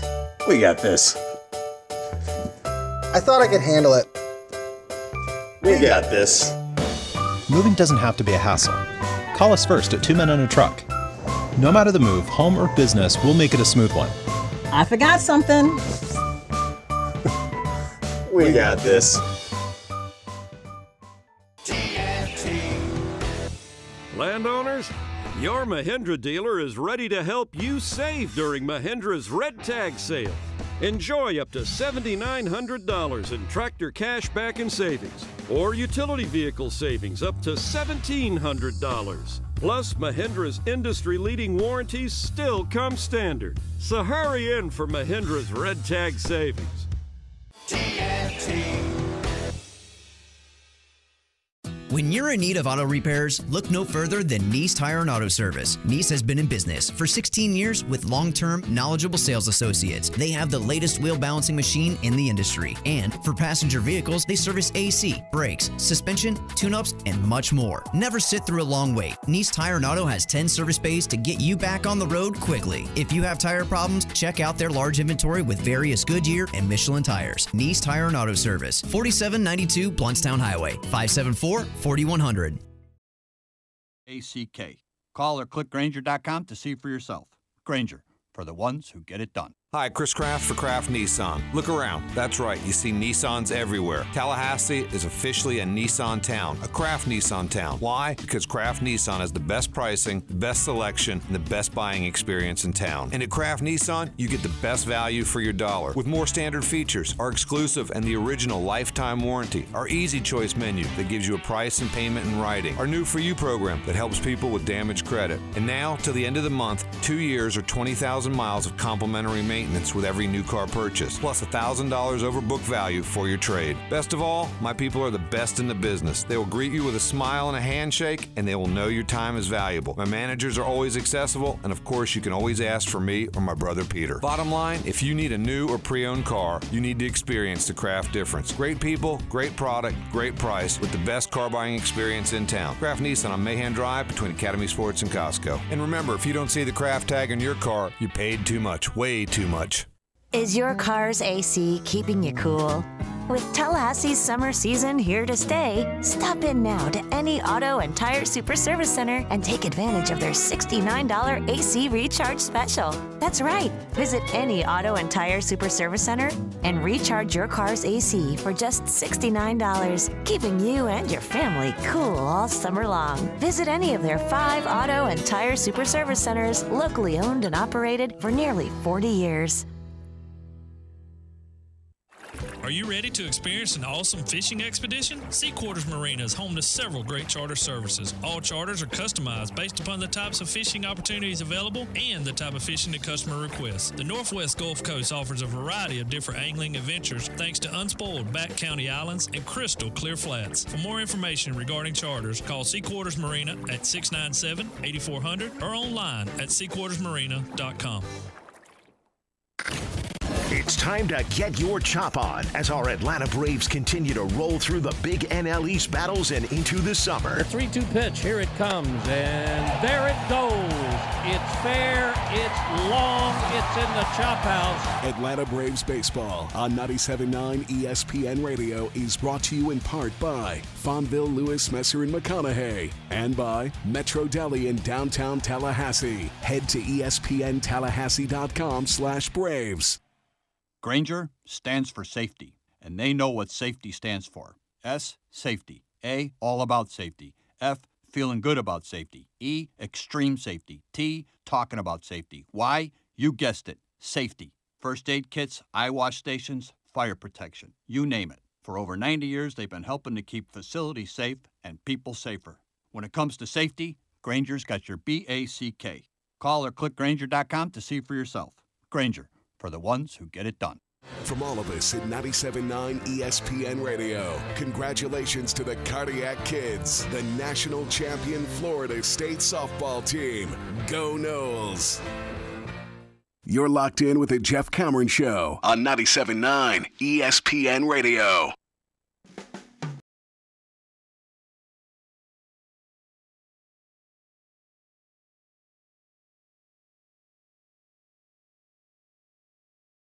Jeff Cameron Show, 97.9 ESPN Radio. Boo-doo-boo-boo-doo-boo. Did you see where your former pitcher, Al Leiter, was out there trying to get money for the leagues? All these professional leagues are now, they got their hand out. They all want money. That sports books have become legal, and they're like, oh, no, we want an integrity fee. We need, go to hell. They're not going to get a penny. And they all come up with these amazing scenarios by which the sport could be ruined, and Al Leiter doesn't know what he's talking about, yet they roll him out there to come up with these scenarios that are a threat to the sport. There are going to be people betting on if it's a ball or a strike, and they'll be going to the Mohegan and follow it up and drive over here. And then, the hell are you talking about? What? $500,000 on balls and strikes. It'll dictate the terms. You ever heard of limits, dude? They're not going to let you bet $500,000 on a ball or a strike, you dumbass. Also, if somebody did, it might raise an eyebrow. The books collaborate. Illegal betting patterns are caught. The low-level tennis guy that got pinched, you know how that happened? The books caught him. They went, wait a minute. Every time this guy plays, this happens. And they called each other, reported it. He got caught, is banned for life. He was also ranked in the hundreds, so he's the kind of guy that would maybe need to do that. Right, yeah. He might be interested in a quick $50,000. Yeah, man, these guys, they don't know what they're talking about. It's ridiculous. So some kid's going to run into a casino. $500,000 on the first pitch. The ball tonight. Okay. That's an awesome visual. Sure, we'll take that bet. Dumbass. We're going to have to check your credit? No. Bet it now. No, it doesn't work that way. You could just tell they expose their ignorance. I mean, they don't. First of all, people aren't running around all over the state trying to cash in on props, and the props have limits. You can't bet $500,000 on a ball or a strike. You can't. I mean, it doesn't exist. Freaking props, I'll tell you. I remember the NFC Championship game between the Falcons and the 49ers. Kaepernick was the quarterback. Mm-hmm. How long ago that was. He had, I think the over-under was 16.5 or 17.5 completions for the game, and he had 12 in the first quarter and or first half. Didn't get there. No, they threw the ball like 6 times the second half. He completed 2 of them. Yeah, that hurts. And they came back and won that game somehow. Anybody noticing currently football recruiting class 2019 recruiting rankings? Texas A&M is killing it. Jimbo Fisher is cashing it in. Right there behind Alabama, and that's it. Ahead of Oklahoma, Georgia, and Florida State currently for 2019. I can do this. Well, he always could recruit, especially when focused on recruiting. So I don't suppose that we'll be real surprised to see A&M's name there mentioned time and again as to these recruiting rankings for the foreseeable future. Well, if you have Brewster and Craig, that's a good start, right? And his ability to divvy up everything. I mean, he has a battle plan and a formula that's worked, and then he's also the new voice in the room. So all these things, they kind of blend together. As long as he doesn't screw it up with the high school coaches and stuff. You know, the only thing that bothered me, the only thing that kind of, and I wondered, because I'm bothered less, I think, than some in this fan base about any potential successes for Jimbo Fisher at Texas A&M. I'm just relieved to have gotten out from under what we were under from a contract standpoint. And I'm also happy that we got younger as a coaching staff and that we hired the person that we did. Now we'll see, sit back and watch and see if it works out. But, you know, well, and these are SEC class rankings that I'm looking at here with obviously these, well, not just SEC, but you look at Alabama, A&M, and Georgia are 3 of the top 5, 3 of the top 4. That's not surprising, right? He's going to hold his own in that league, and he's certainly going to hold his own nationally when it comes to recruiting. The only thing that bothered me was they got the number 1 rated offensive tackle in the country, a 5-star tackle. Oh, really? Mm-hmm. I thought, what the hell, man? Because you didn't have the stones to go take care of the offensive line coach situation. So they finished extremely well with a top 20 2018 class. And, you have a year and a staff, and you can capitalize on what is a bevy of talented players within the state. And they have 9 ESPN top 300s in Texas alone that he's been able to capture. So if you just keep kids, if you win the battle in the state of Texas, you're gonna, just like if you win the battle in the state of Florida, you're going to be all right. Yeah, the question mark is, does the season and the results of the season impact this thing one way or the other? And I don't mean just A&M. It's not just a vacuum in this moment, because Tom Herman has some things that he can do. If they land some big wins this year, 9 wins, 10 wins, somewhere in there, okay. Now his pitch becomes all the stronger to go get some more homegrown talent. And if Jimbo, meanwhile, is losing 4 or 5 games, How does this change? We saw it happen to Miami all the time. Miami was recruiting class ranking number 1, 2, or 3. How many years in a row? And then we beat them with Al Golden. And then, bam, they went to the side of the mountain. So it should be interesting to see how the results have, any impact on how Jimbo's pitch gets. They always do. Texas, for that matter, is just outside that top 10. And I do wonder, and this is early, and I don't spend a lot of time on recruiting. You guys know that. And if I do, I defer to the experts and bring them on. But obviously anybody can survey the landscape and go to the various sites that cover these things and look at the composite rankings and move forward. And what I'll tell you is that initially what I suspected is true, that A&M has gotten a bump in recruiting. Figured they would. Florida State has gotten a bump in recruiting. Figured we would. And Texas has gotten a bump in recruiting. Now, of the group that you would suspect would get that uptick in momentum from a recruiting standpoint, I think Texas is worse off right now. Outside that top 10, I would have suspected Tom Herman would do better than that at this point. It seems strange to me, right? I mean, Well, I think there are questions about chemistry within the program, right? And is everybody on the same page? Wins can do that. This is the year. This is it's not a full-on referendum year, but this is the year that could really, strain his recruiting momentum. How fast you have to cash in is, again, a topic we bring up so often. You have got to, when you're the new sheriff in town, you got to make it happen. You got to come in. You've got to sell your vision. You got to get the organization to buy in. That is to say the players, the alumni, those around the program, and, of course, the kids. And if you don't do it early, you risk never getting the opportunity to play out the string and be there for the length of a contract or to get a second chance. Yeah. Anymore, it's a few years. You better see tangible results, of course, on the field, but that only happens when you're winning off the field in the world of recruiting. And if you don't get guys to believe year 1, year 2, certainly by year 3, you ain't getting them.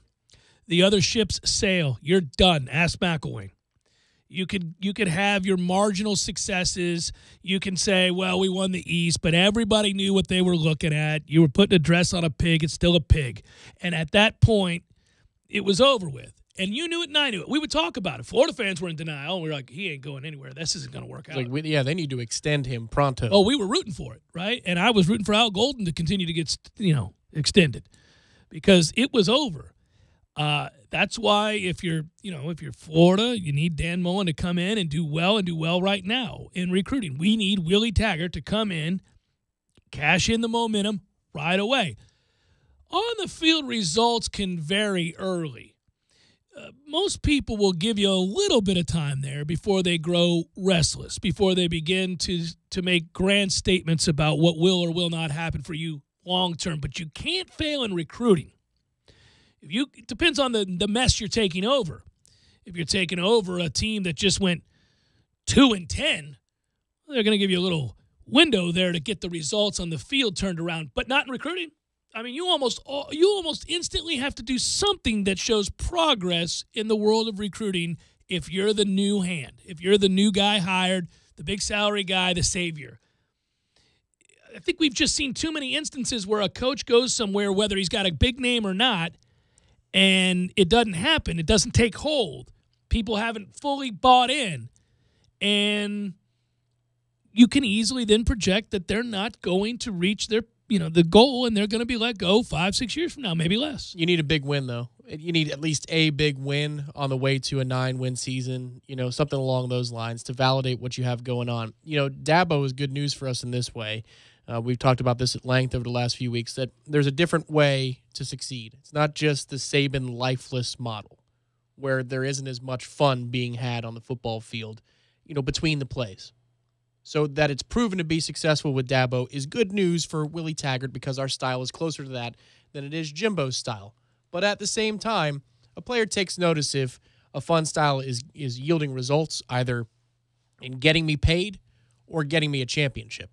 So you got to do something. You got to throw them at least a carrot that says we're close. It can't be 8-4 and you go, you look at the schedule and it's wins, losses, all as expected. You lose some rivalry games. You win the games you're supposed to in conference, but there's no surprises there. You got to have something. to be able to feed them and say, see, I told you this was going to happen. Now, you can be the piece that puts me over the top to 10 or 11 wins. It just can't go by the book, though.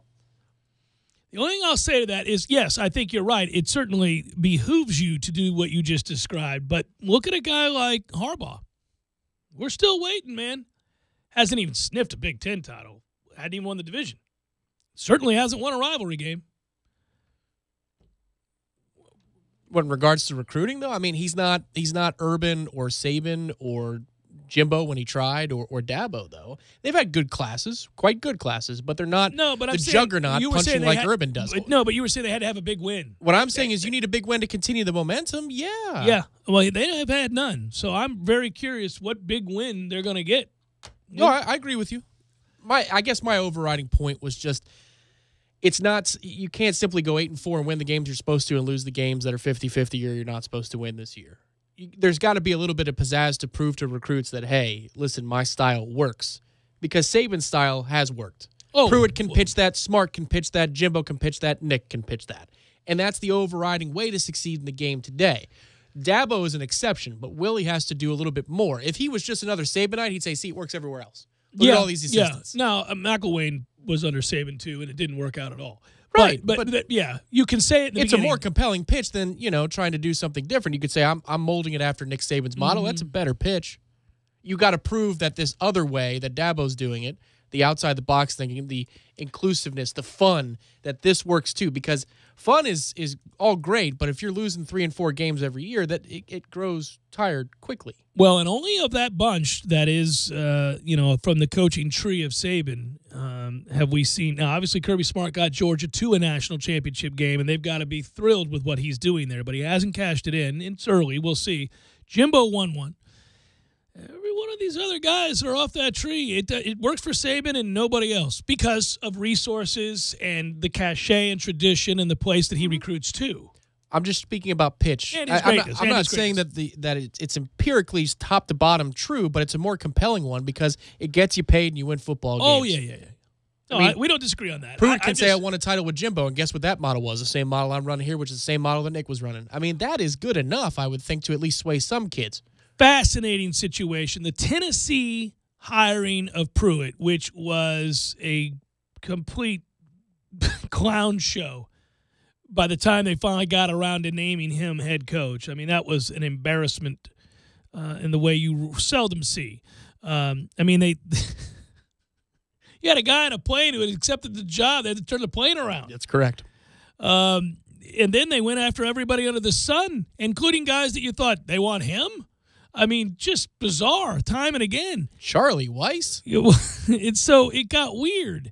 But they end up with Jeremy Pruitt, and Pruitt, at least in terms of the way that he's viewed, was a hot commodity as an assistant under Saban. Saban touted him behind closed doors, told Jimbo, I got a guy.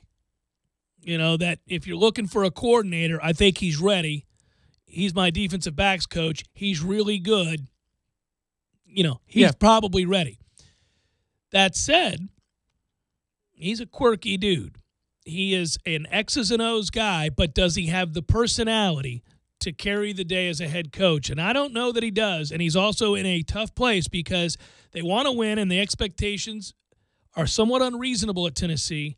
And now he's having to do it at a time that Florida's made a proper move in firing their coach and brought in Dan Mullen, who we know is going to do, to some degree, a better job than McElwain. He's already proven he can in the SEC at a lesser program. So he'll do that. You already know, obviously, what Georgia is. Good luck, Tennessee. I don't know how long. I wonder how much time he gets.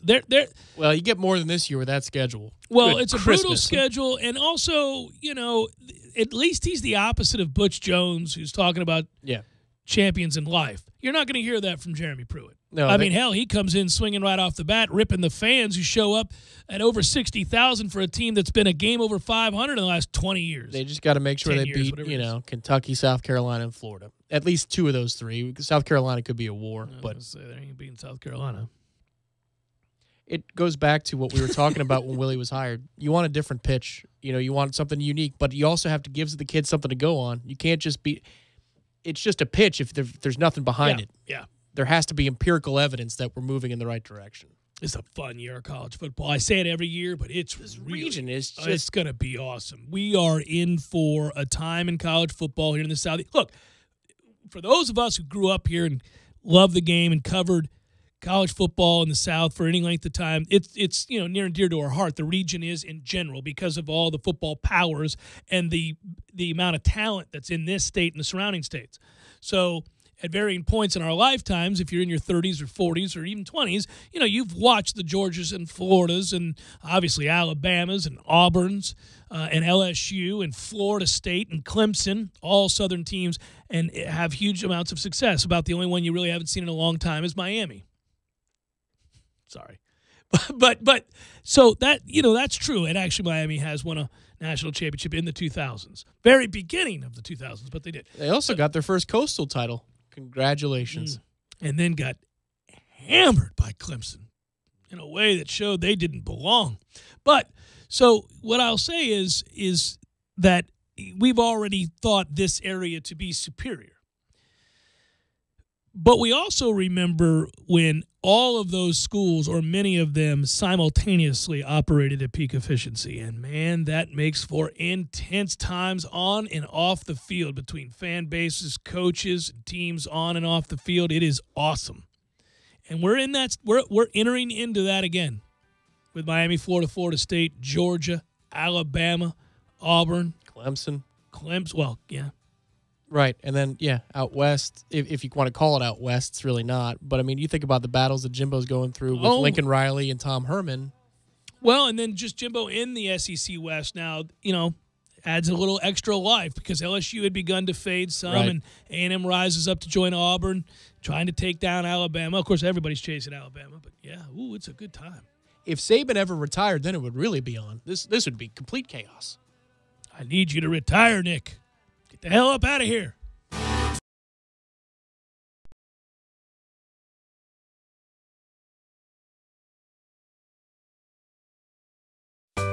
Sorry, boys, I did not have time to pack.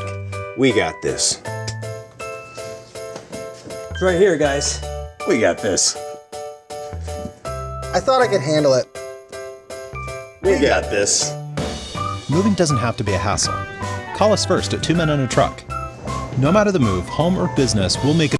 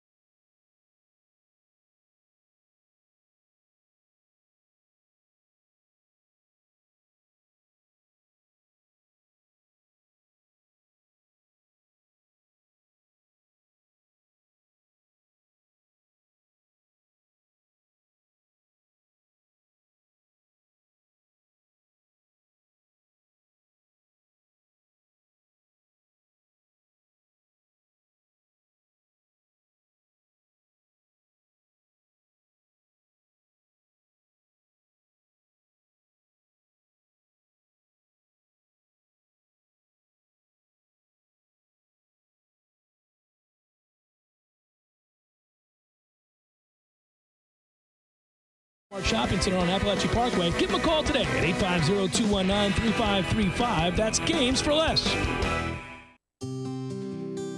The Greater Tallahassee Chamber of Commerce, who's celebrating their 95th year in business this year, would like to recognize their newest members. Hi, I'm Corey Melton, Vice President of Membership, and I'm proud on behalf of the Chamber to welcome our newest members for the month of May. AR Workshop, Barber's Best Termite and Pest, C. Martin & Associates, Fresenius Kidney Care Central Tallahassee, Glue, Island Wing Company, Mina's Hospitality, Mobile Communications America, Strategic Wealth Group, Tallahassee Teen Challenge, and the Tropical Smoothie Cafe. The Chamber is proud to support over 1,400 local businesses representing over 60,000 employees. For information on how your business can be a part of the Greater Tallahassee Chamber of Commerce, contact Corey Melton at 850-521-3104. Once again, contact Corey Melton at 850-521-3104.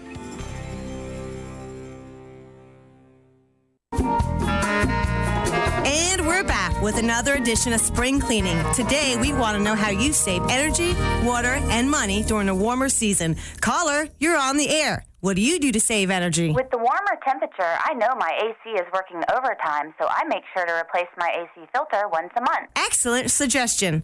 Next caller, you're on the air. Well, the City of Tallahassee recommends that I take advantage of their grants and loans to get more insulation in my attic. That's really going to keep my cooling costs down. These are some great suggestions. There are lots of ways to save. Caller, you're on the air. I reduce energy for water heating by lowering my water heater temperature and installing low-flow shower heads. We have time for one more caller. What do you have for us? I make sure to use my programmable thermostat to regulate the temperature in my home when I'm away. Thank you, caller. That's all the time we have today. The City of Tallahassee Utilities would like to help you save as much energy as you can and save money while you're at it.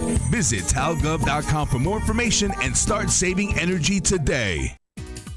The Elite Soccer Academy is for serious soccer players. This intense camp brings some of the best talent from across the nation and even internationally to Tallahassee, all looking for the edge to improve their game. The mission of this academy is simple: provide every player with an unforgettable soccer experience that takes them to a new playing level. Registration is now open for boys and girls age 11 through 18. Camps are open to any and all entrants and are only limited by age, grade, number, or gender as listed in the camp description. To register, go to SeminolesSoccerCamps.com. That's SeminolesSoccerCamps.com.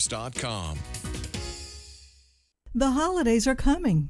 Well, in a few months, and that's why now is the time to shower up with a beautiful custom bath or shower enclosure from Wooden Glass. Don't wait for the holiday rush. Wooden Glass will take care of you this summer to your complete satisfaction. They've been helping to design and install bath and shower enclosures for Tallahassee homeowners for over 70 years. When you call Wooden Glass, you're dealing with real glass people, experienced, reliable professionals. Wooden's top-of-the-line bath and shower enclosures provide style and luxury at an affordable price. With the holidays coming, that means family, and that means now is the time to shower up with style. Call today. Wooden Glass, the real glass people. 222-5781 or online at woodenglass.com. WHIDDON. Wooden, Tallahassee's first family in glass since 1945. 222-5781.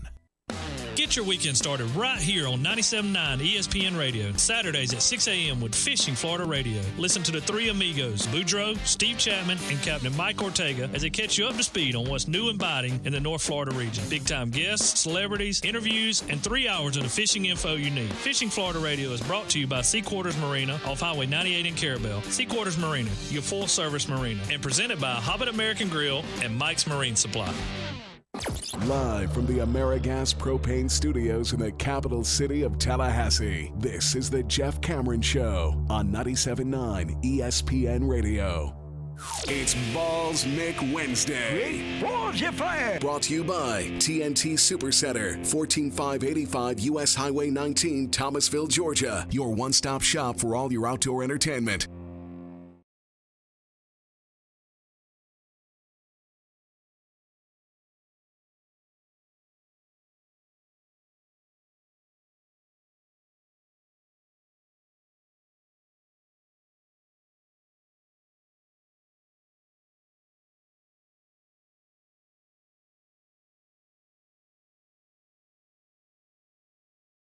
To 97.9 ESPN Radio.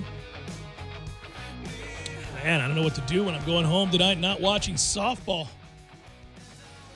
I've really taken great comfort in knowing nightly I've got something to go home to watch that's absolutely riveting. And tonight I got none of it because the basketball game sure as hell isn't riveting and the NHL's not on tonight.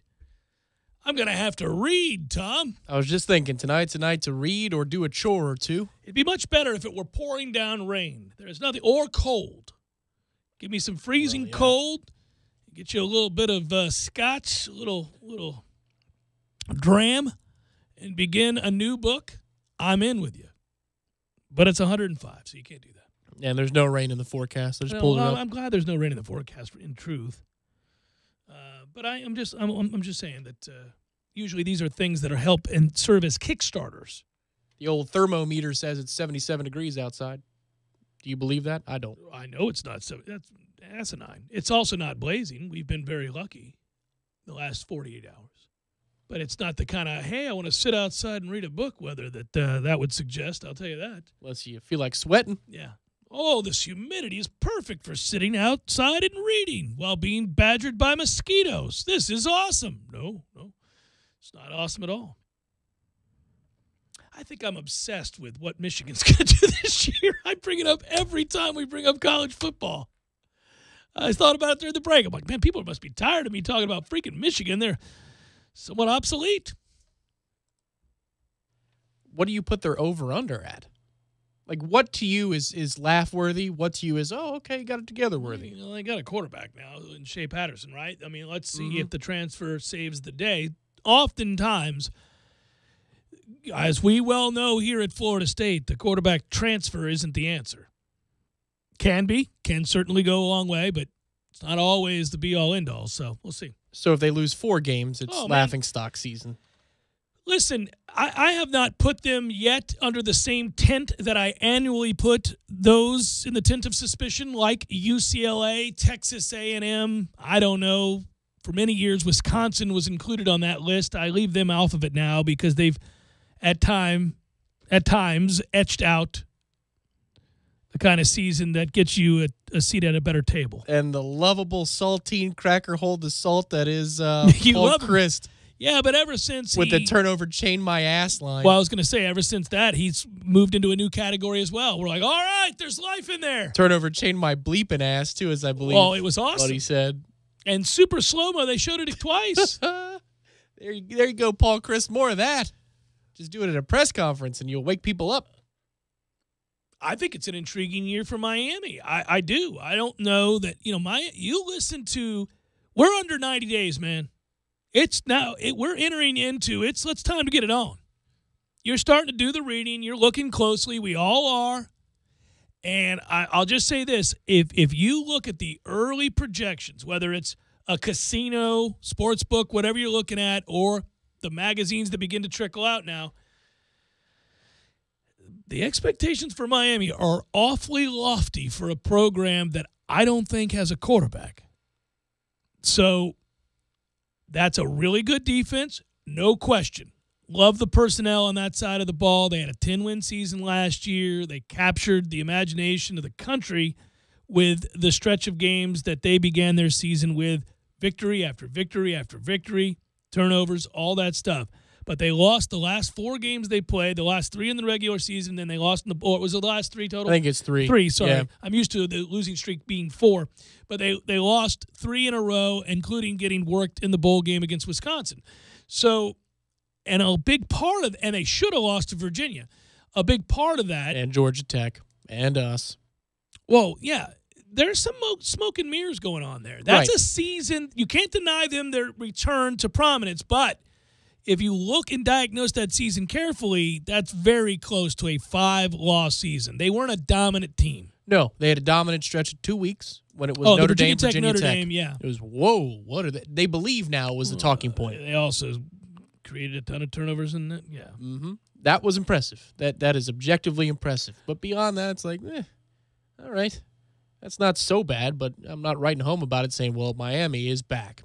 No, not the same thing. Well, that's what I mean. I think it was premature. I think Mark Richt's going to do a good job, and he is recruiting well.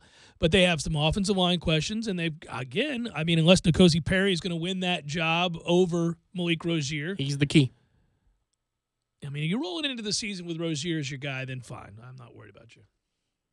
And that look, the default response for a defensive person, rooting for Miami is, well, you guys aren't going to – this isn't about that. I'm talking about you guys. Yeah, it's the Jacksonville fan yelling at the Tampa fan. Right. Well, your fan base sucks. Yeah, I know. Well, I know. Well, I'm not arguing that. No, I agree with you. Yeah. But yours does. Except for they got a lot to be happy about right now, and a team that is going to be good again. But, well, sure. yeah. I mean, Tampa fans show out when we win football games, too. I know. So, it's the same thing. They might actually take the tarp off the top deck, right? Or did they?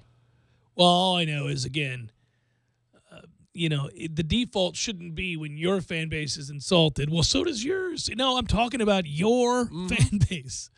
I never denied mine is bad, meaning they might have Tampa's. more fans. Like, London adds a lot to it, probably. Well, and the idea that someday they'll be the next team in Toronto or something, that could be it, too. Or is that Buffalo? They'll move to Buffalo after the Bills move to Toronto? No, they're about to go on a nice run here. Imagine if they ever get a quarterback. That defense is fun to watch. Oof. Downhill.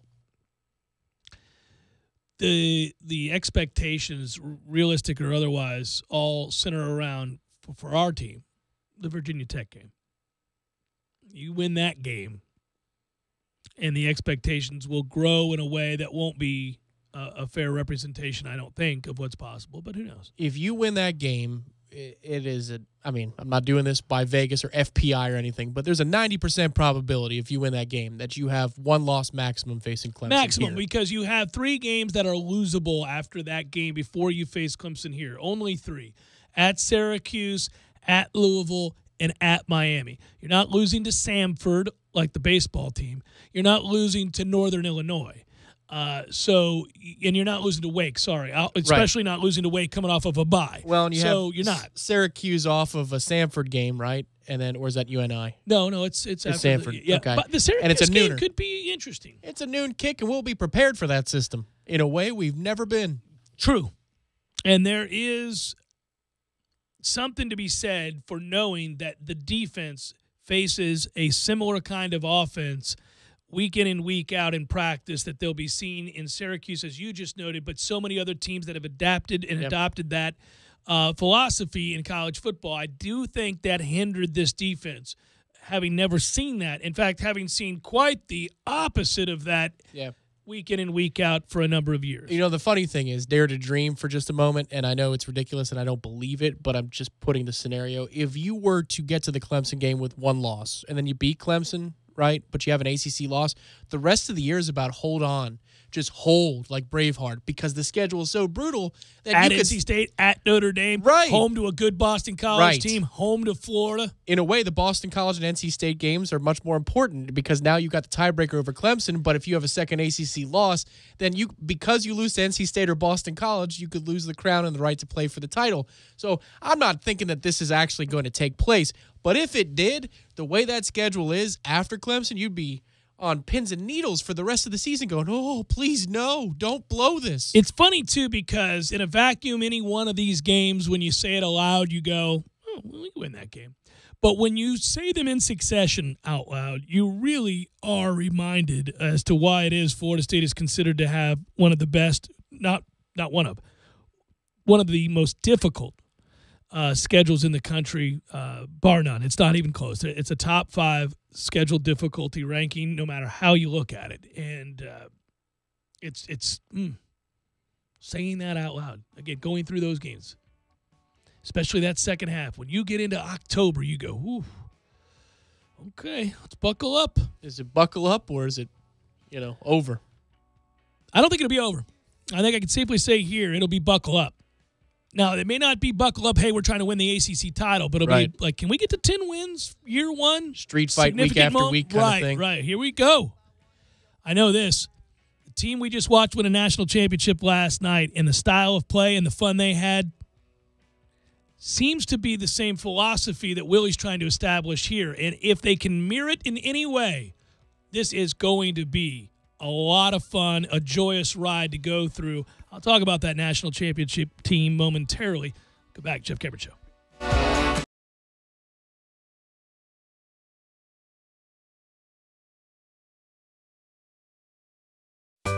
Sorry, boys, I did not have time to pack. We got this. It's right here, guys. We got this. I thought I could handle it.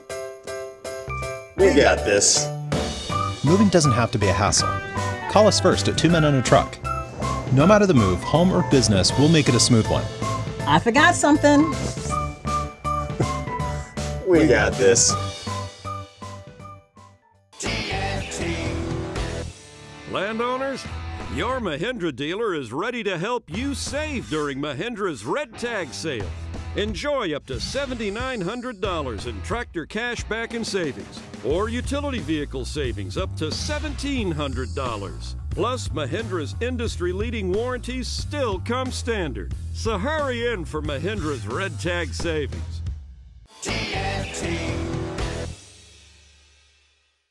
When you're in need of auto repairs, look no further than Nice Tire and Auto Service. Nice has been in business for 16 years with long-term, knowledgeable sales associates. They have the latest wheel balancing machine in the industry. And for passenger vehicles, they service AC, brakes, suspension, tune-ups, and much more. Never sit through a long wait. Nice Tire and Auto has 10 service bays to get you back on the road quickly. If you have tire problems, check out their large inventory with various Goodyear and Michelin tires. Nice Tire and Auto Service, 4792 Bluntstown Highway, 574-4100.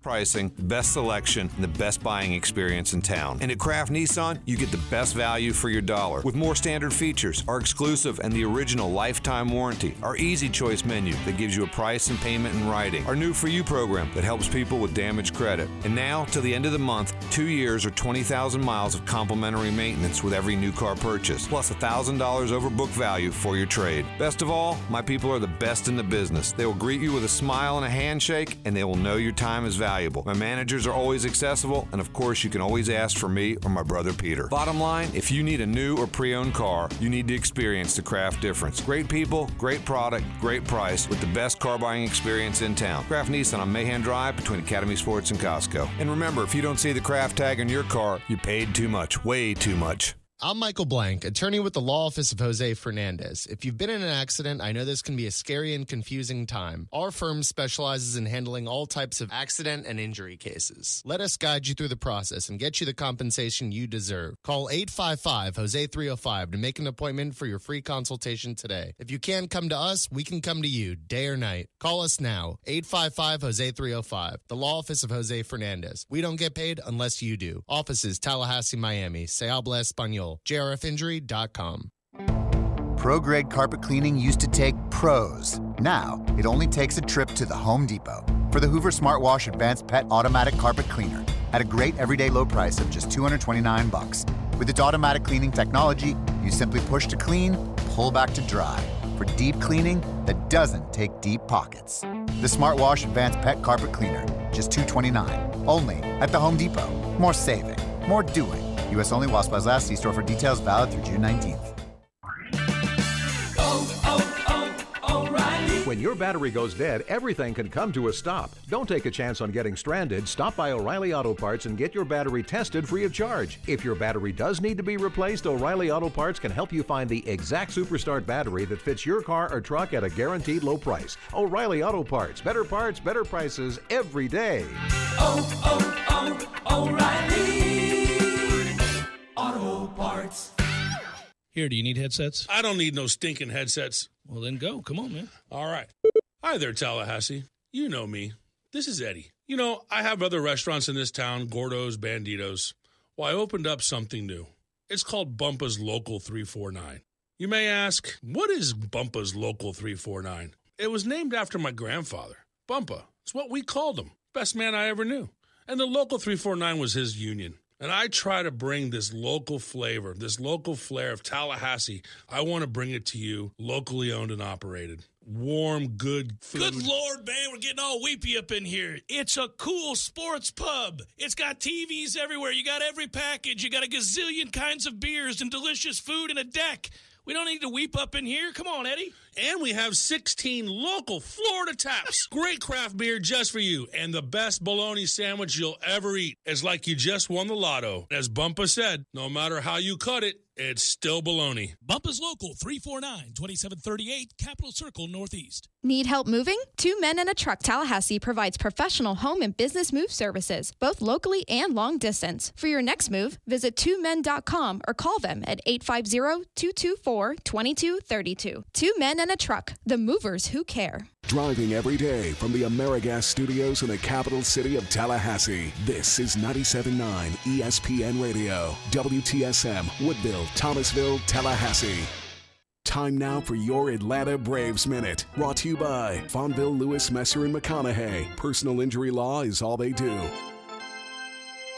Last night was the middle game in a series of 3 between the Braves and the Padres, and after losing Game 1 11-4, Braves are ready to get in gear and strike back. They did just that. 14 runs on 18 base hits last night. They sent 9 or more to the plate on 2 different occasions. They had a 5-run 5th inning. They had a 5-run 7th inning, and one of the biggest base hits of the ballgame came from the bat of Nick Markakis. Long drive to deep center field. Got a chance. Margot to the wall. Out of here. Nick Markakis. 3-run home run. Another 5-run inning for the Braves, and it's 13-0. 3-run home run out of Nick Markakis. Braves also had big nights out of Kurt Suzuki, had 3 base hits. Charlie Culberson had a few big base hits and 2 runs driven in. Dansby Swanson had a 3-hit night with a 2-run home run. And all things considered, the Braves gave Newcomb plenty of run support as he went 6 innings, picked up the win. Luke Jackson with his first career save. Braves take on the Padres in the final game of the series today, 3:40 Eastern, 2:40 Central, as the Braves send out Mike Foltynewicz, and he takes on the left-hander Matt Strahm. I'm Ben Ingram. This has been your Atlanta Braves Radio Network update. Fonville, Lewis, Messer, McConaughey sponsors Braves baseball so that all of you can enjoy the action. Ever since the days of Hank Aaron and Dale Murphy, we've been Tallahassee's home run hitting law firm. And because we don't get paid unless we win, we want to win every case as much as Chipper Jones wanted to win every game. So when you're injured, don't just trust any law firm to handle your case. Make the call to the bullpen for a trusted closer. To see our stats on the back of our baseball card, visit wrongfullyinjured.com. Fonville, Lewis, Messer, McConaughey. Personal injury law is all we do. Live from the AmeriGas Propane Studios in the capital city of Tallahassee, this is the Jeff Cameron Show on 97.9 ESPN Radio. It's Balls Mick Wednesday. Balls you fire. Brought to you by TNT Supercenter, 14585 U.S. Highway 19, Thomasville, Georgia. Your one-stop shop for all your outdoor entertainment.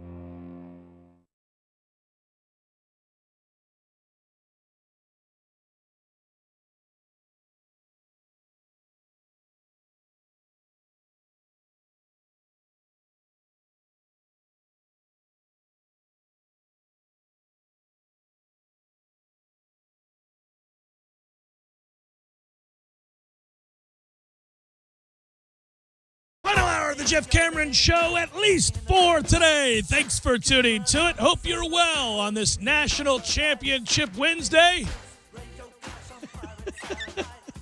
It just seemed better than saying Balls McWednesday. I'm proud of those girls. I'm proud of that program. I'm happy for them, more importantly. I am. I'm happy for them. They seem like a group that would be so fun to coach.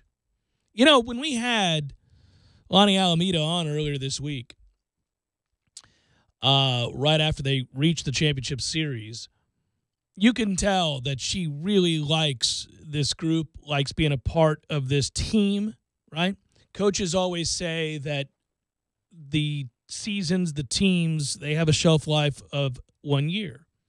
Next year's team, no matter how many people return, will be different. We'll have a different personality. Somebody moves on, something happens in the year, and it changes the dynamics. And that team had 2 All-Americans leave it, as we documented earlier this week, a first baseman and a pitcher. And they obviously had to find a way to overcome that, and they did to the degree that they won the national championship. But somewhere in there, and I asked her the question, when did you know? And she said the Louisiana series, that's when she began to realize they had a little what for to them. She didn't say what for, that's my words, but she realized they could be special. They had the potential to maybe do some things, if you will. A what do we have here moment. Right, yeah. right.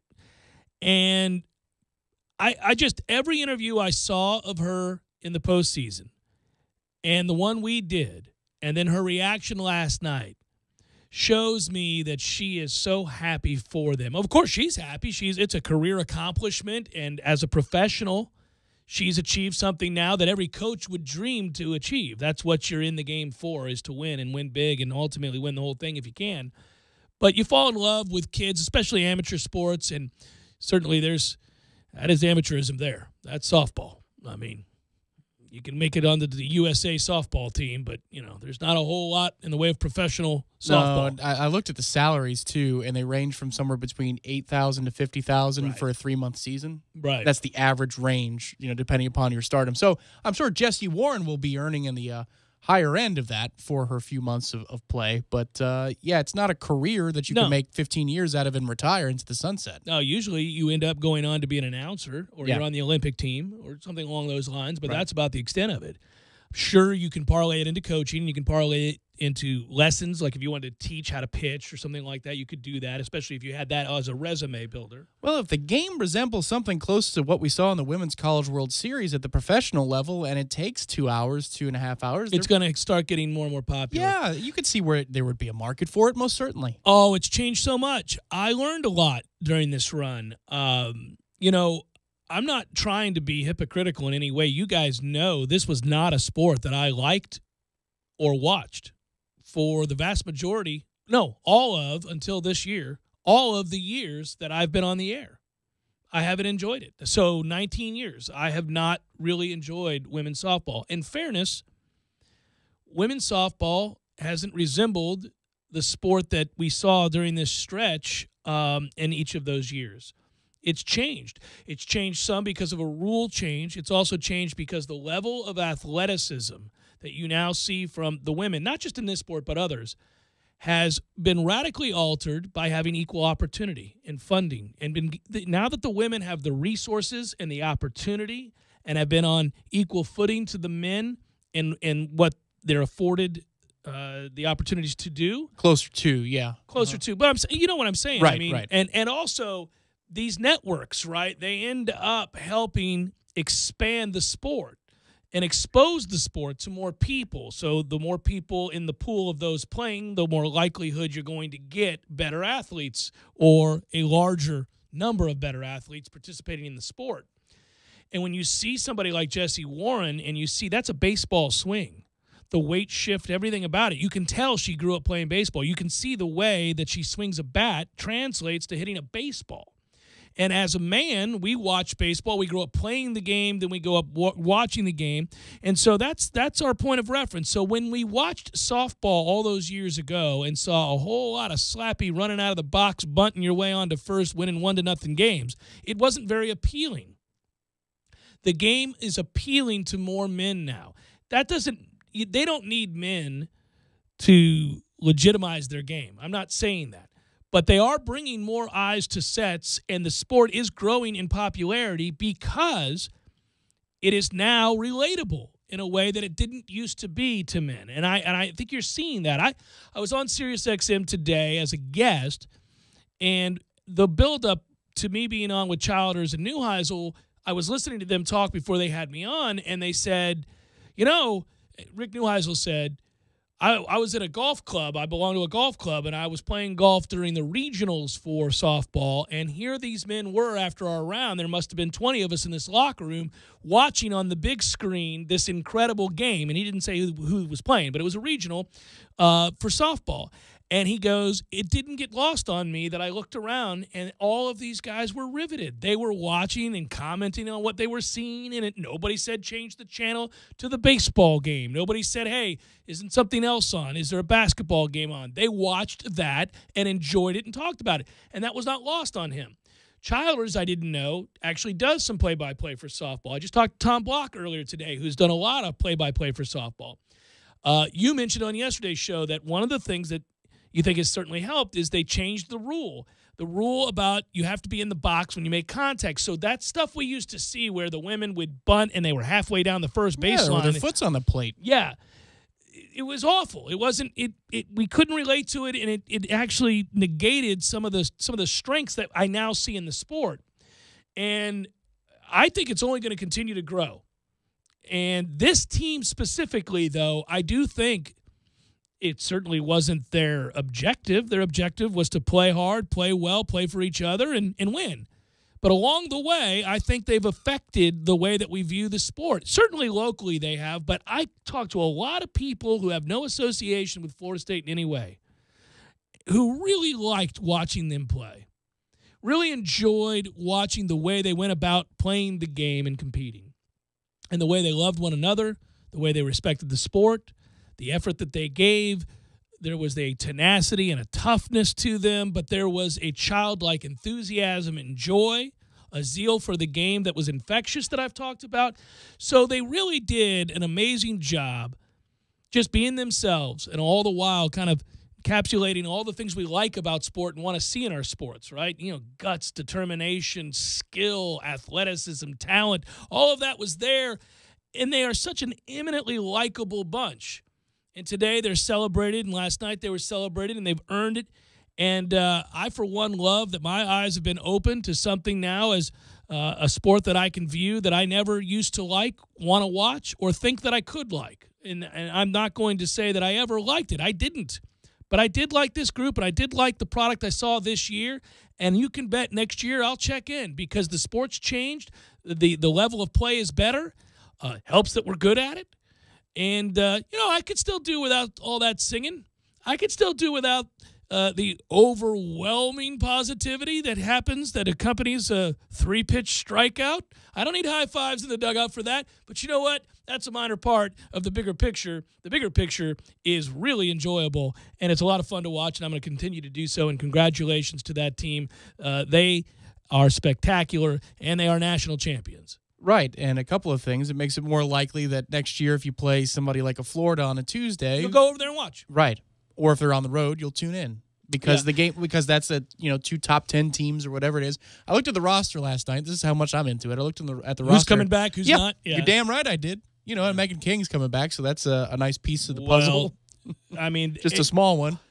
Because Jesse Warren was so good, Megan King's performance isn't minimized, but it gets a little bit lost in the shuffle. She was Herculean. She's lowest ERA in Women's College World Series history. Yeah, you can't they don't win without those performances. Right. But it's, it is lost a little bit because of Jesse Warren being Jesse Warren. Well, and we're also thankful, obviously, all day, once again, for those of you just getting in your car, that we're allowed to play the Neil Diamond clip, which we've been yearning to do for years, and it felt like we were going to play it every year when we were leaving Pasadena back in January of 14. Yeah. Because we were looking for the back-to-back diamonds. Remember that? Oh, we wanted it so bad, and now we might get it through the women's softball team, right? Is. I mean, okay, so you wait a minute before you play it. So Megan King comes back. What about Elizabeth Mason? What about... Mason's only a redshirt freshman. Okay. So, yeah. Yeah, that's good. What about Anna Shelnut? Shelnut's back. She's a junior, I think. So actually, she might be a sophomore. All right. Morgan Claveman?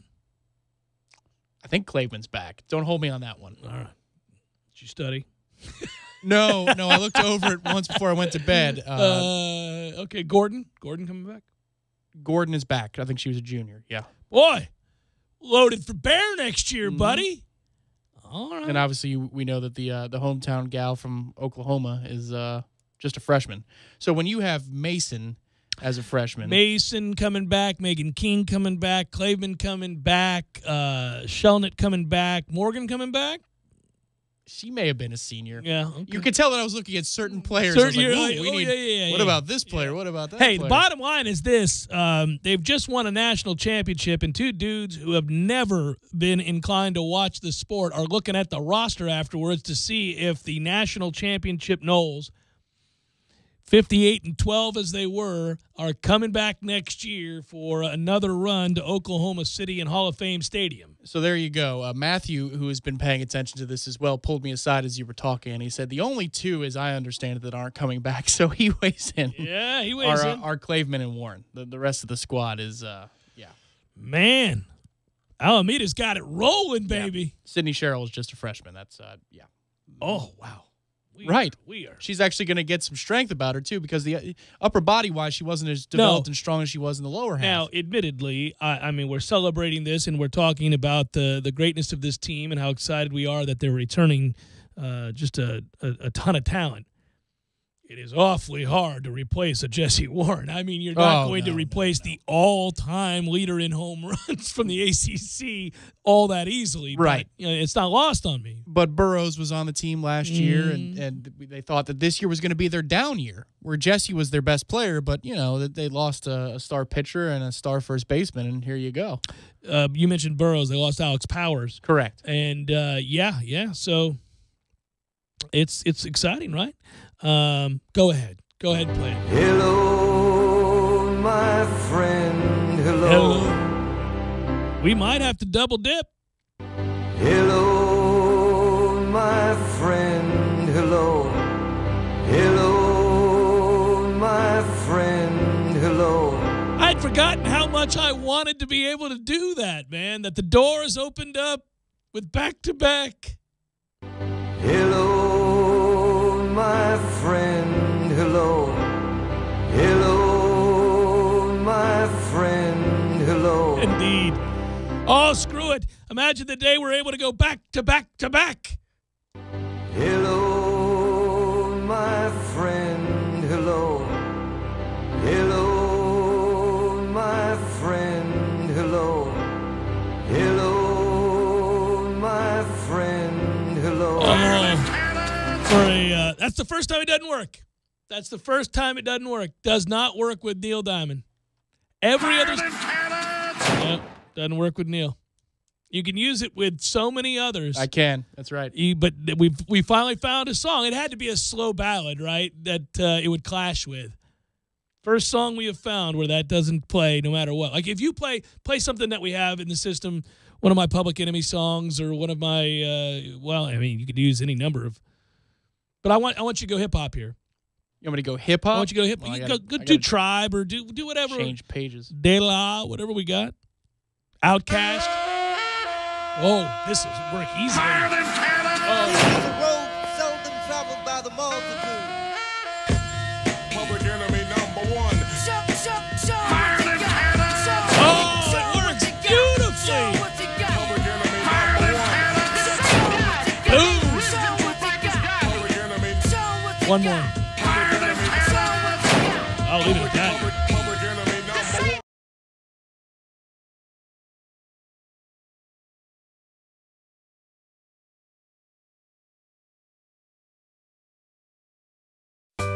Sorry, boys, I did not have time to pack.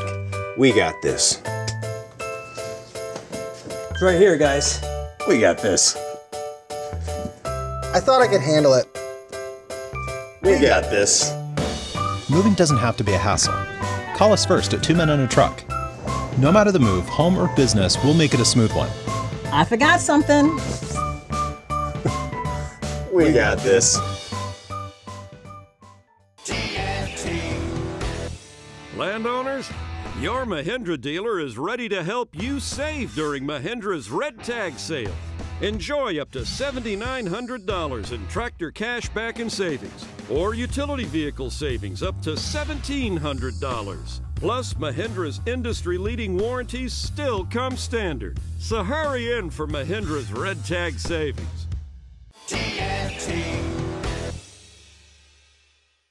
When you're in need of auto repairs, look no further than Nice Tire and Auto Service. Nice has been in business for 16 years with long-term, knowledgeable sales associates. They have the latest wheel balancing machine in the industry. And for passenger vehicles, they service AC, brakes, suspension, tune-ups, and much more. Never sit through a long wait. Nice Tire and Auto has 10 service bays to get you back on the road quickly. If you have tire problems, check out their large inventory with various Goodyear and Michelin tires. Nice Tire and Auto Service, 4792 Bluntstown Highway, 574-4100. Type of fishing to customer requests. The Northwest Gulf Coast offers a variety of different angling adventures thanks to unspoiled back county islands and crystal clear flats. For more information regarding charters, call Sea Quarters Marina at 697-8400 or online at seaquartersmarina.com. It's back. The 10th annual Bass Pro Shops Tracker Boating Center Red Trout Shootout Fishing Tournament, presented by United Rentals on June 30th. This year, compete for a guaranteed purse of over $10,000 paid out in cash to the top 10 teams, weighing in the heaviest combined weight of 1 redfish and 1 sea trout. Get registered today by stopping in at Bass Pro Shops or log on to redtroutshootout.com. Save $20 per angler if you register by June 24th. It's the Bass Pro Shops Tracker Boating Center Red Trout Shootout on June 30th. I'm Michael Blank, attorney with the law office of Jose Fernandez. If you've been in an accident, I know this can be a scary and confusing time. Our firm specializes in handling all types of accident and injury cases. Let us guide you through the process and get you the compensation you deserve. Call 855-HOSE-305 to make an appointment for your free consultation today. If you can't come to us, we can come to you, day or night. Call us now, 855-HOSE-305, the law office of Jose Fernandez. We don't get paid unless you do. Offices, Tallahassee, Miami. Se habla español. JRFinjury.com. Hey, I'm Jeff Doxey, Realtor for Capital Property Consultants, representing Premier Fine Homes. If you're thinking of owning your own brand new Premier home, call or text me at 850-545-4747 or email me, jeffdoxey1@gmail.com. You say where, I'll be there. Your Canopy Connection. You know what? It's time you level up your lemon lime with new, clear, refreshing Mountain Dew Ice. Why settle for this when you could have this? You want a fist bump that ends in one of those fake explosions? Hey, Charles. Or a fist bump that ends in an actual explosion? Hey, Charles. Want to pull up to the party on this? Or arrive in this? Make this musical request? Or this one? So yeah, you can keep drinking the same old, but we think you'll like the exploding fist bump, showing up to the party properly way to lemon lime, right? Mountain Dew Ice. Clear, refreshing lemon lime, redefined. The holidays are coming. Well, in a few months, and that's why now is the time to shower up with a beautiful custom bath or shower enclosure from Widden Glass. Don't wait for the holiday rush. Widden Glass will take care of you this summer to your complete satisfaction. They've been helping to design and install bath and shower enclosures for Tallahassee homeowners for over 70 years. When you call Widden Glass, you're dealing with real glass people, experienced, reliable professionals. Widden's top-of-the-line bath and shower enclosures provide style and luxury at an affordable price. With the holidays coming, that means family, and that means now is the time to shower up with style. Call today. Widden Glass, the real glass people. 222-5781 or online at widdenglass.com. WHIDDON. Widden, Tallahassee's first family in glass since 1945. 222-5781. You're listening to The Jeff Cameron Show on 97.9 ESPN Radio.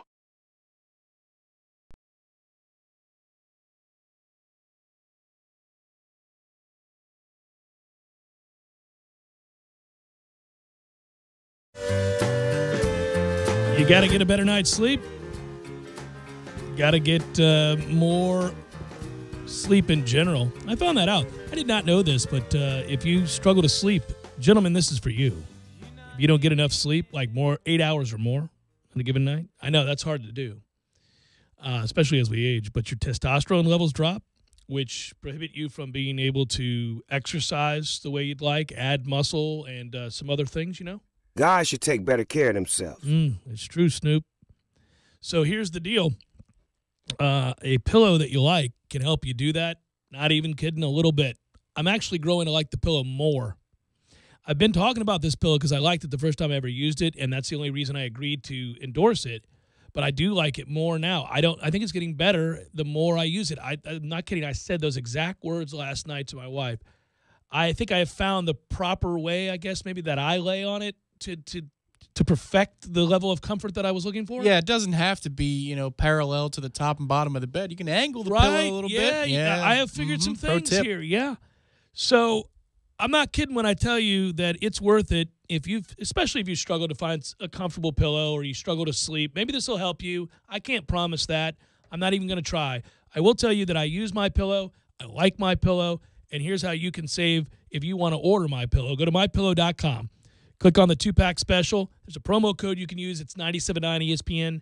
You'll get 2 MyPillow premium pillows right now for one low price. plus free shipping. So they're saving you money. I'm trying to do my part in that. Go to mypillow.com, click on the 2-pack special, enter the promo code 979ESPN.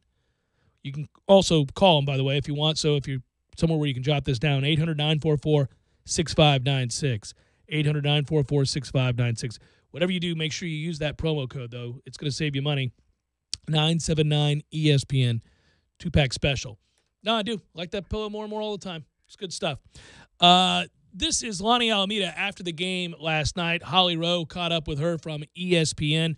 You know, we were referencing in that first segment the joy that this team had, they played the game with, and how that was, you kind of, it was infectious. I say that all the time, but it was also addicting. Like, I couldn't wait to watch them when they accomplished something or did something, even got out of an inning. They celebrated in a way that you're like, yeah, they're having some damn fun. And you can hear it in her voice. How were you able to do it with a mix of fun and focus this year? I mean, it's every player that's ever played, ever worn this jersey. This is all for them. You know, I think that so many alumni come and support us. Florida State in general, they support us all the time. And the love that we've gotten, it's just, how can you not be happy and love playing what you're doing? So I'm so proud of that. I'm so proud for the ACC. You know, it's just softball and growth, and it's just been an amazing journey. Think back in your mind, every game here for the last 72 hours, there were moments where you were going to be eliminated and it would be over. And these kids didn't quit. Yeah. Why? Yeah, I wish I had a special sauce. I don't know. I want to say since the ACC tournament, they all stepped up, and, you know, hats off to Travis Wilson and Craig Snyder. Like, our hitting has taken off, and they believe in the process and the plans, and it's been amazing, and there's just this glue and chemistry, and I mean, I wish I could tell people what the ingredients is, but it's special and it's awesome. The first championship for the ACC, what mantle do you carry home with you? I'm so proud. I'm so happy for the growth of the game. I think it's just the growth of the game, you know, like, you look at so many conferences that support softball, and ACC starting. We're getting a network, and we're starting. And, you know, kids want to play at a high level. And now there's another conference you can play at a high level. And I'm so proud of that. Oh, you are a peach. That is so well done. How professional is Lonnie Alameda? I was just getting ready to tell you that the group that may be most excited by this victory outside of Tallahassee, Florida, and the university itself and the girls that played the game is the ACC network. There's a reason the Pac-12 and now the SEC, prior to the ACC this year, took off. When you have a station, when you have a network, when you have to have 24 hours of programming, you need something to fill it. And softball has grown rapid fire since these stations, these dedicated conference stations, came into being. Exponentially, you're watching the sport grow hand over fist, and it's happening in a way, Tom, that now the ACC is going to see the fruits of Florida State's labor here. Once again, we carry the banner, and help this conference in a way that nobody else does, but, well, not consistently across all sports. Across all sports. That's what I mean. Damn right. Clemson's obviously right now the standard bearer when it comes to football. But that said, there's no doubt that you now have something that you can put on the ACC network that launches full-time next year that will put eyes to sets, is a viable product, and I'm not even joking about that. You're going to watch. Yep. I mean, this helps the conference immensely. Also, back to something else you said there. First of all, Holly, you can't say to somebody after they win a national championship that there were times in this tournament where they were facing elimination. It could have all been over, but they didn't quit. Why? That's dumb as hell. Of course they didn't quit. Well, I don't even know what is that? Nor was it every game in the last 72 hours, because last night's game they weren't facing elimination, nor in game one of the final series were they facing elimination. But just having said that, even if that were true, and I get the spirit of the question, they're Division I athletes. Well, they're not going to quit. I also like how Lonnie had no time for the first question, which was how did you blend a mix of fun and whatever else it was, and she went into her victory speech about who she'd like to thank. Yeah, she's like, She's right about the growth of softball. Yep. 100%. That sport's about to take off. Other sports have in the last few years. This one's about to take off. I've spoken to more people that, again, are a lot like us, that really hadn't, as guys, women I think have been watching it, certainly more so than the percentage of women, more so than men. But I think a lot of guys had their eyes opened. I'm one of them. To what a product this is and how much the sport has grown and how enjoyable. It really does work well for television, too. You can get the whole field in there. It's kind of compact. But I enjoyed this run, this journey, because it's Florida State, but I also enjoyed the product. And I think I will find myself tuning in to competitive games that don't involve Florida State if they're big-time games. I'm not saying I'm watching, a random Tuesday, week 3 of the season between, I don't know, LSU and Tennessee or something. Right. Or even Florida State in conference play where we've dominated the balance of the ACC schedule. If it's a good game or a big-time matchup and they're heavyweights going after each other that are frequently in the top 10 or something, you'll tune into that now. Yes, I agree.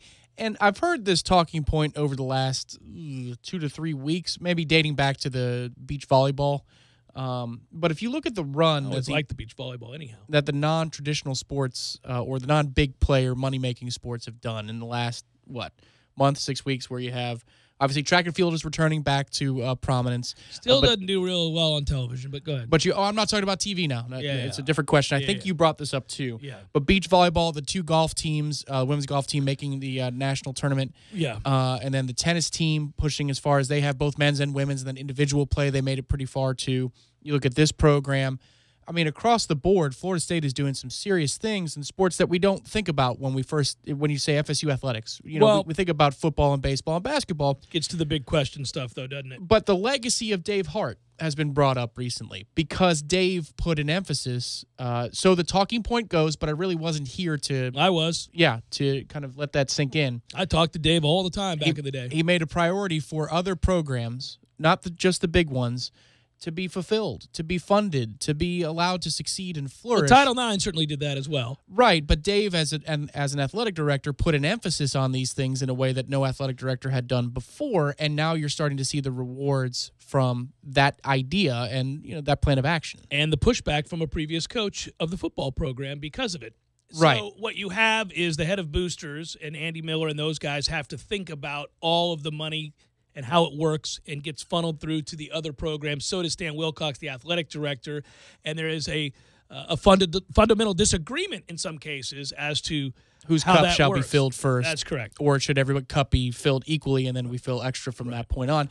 But I guess since clearly it wasn't you that said that because you're vetting it out loud, do you agree with that assessment?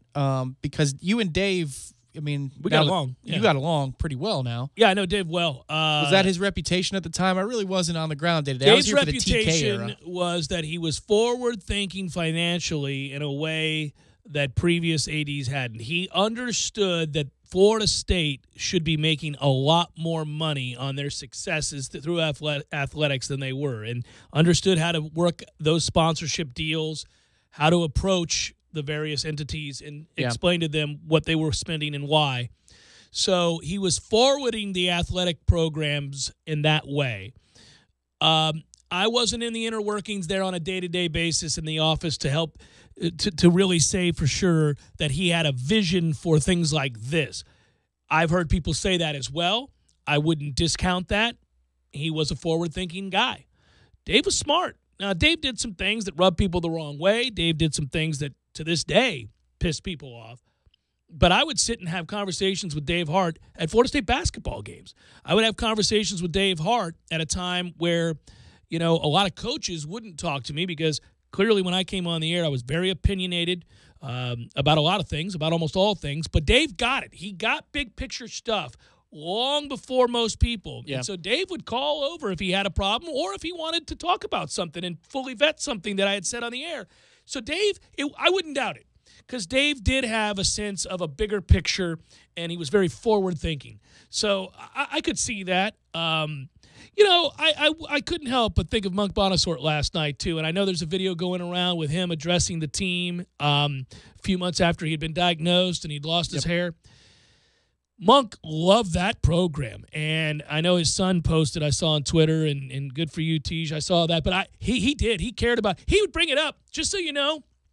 That was completely genuine.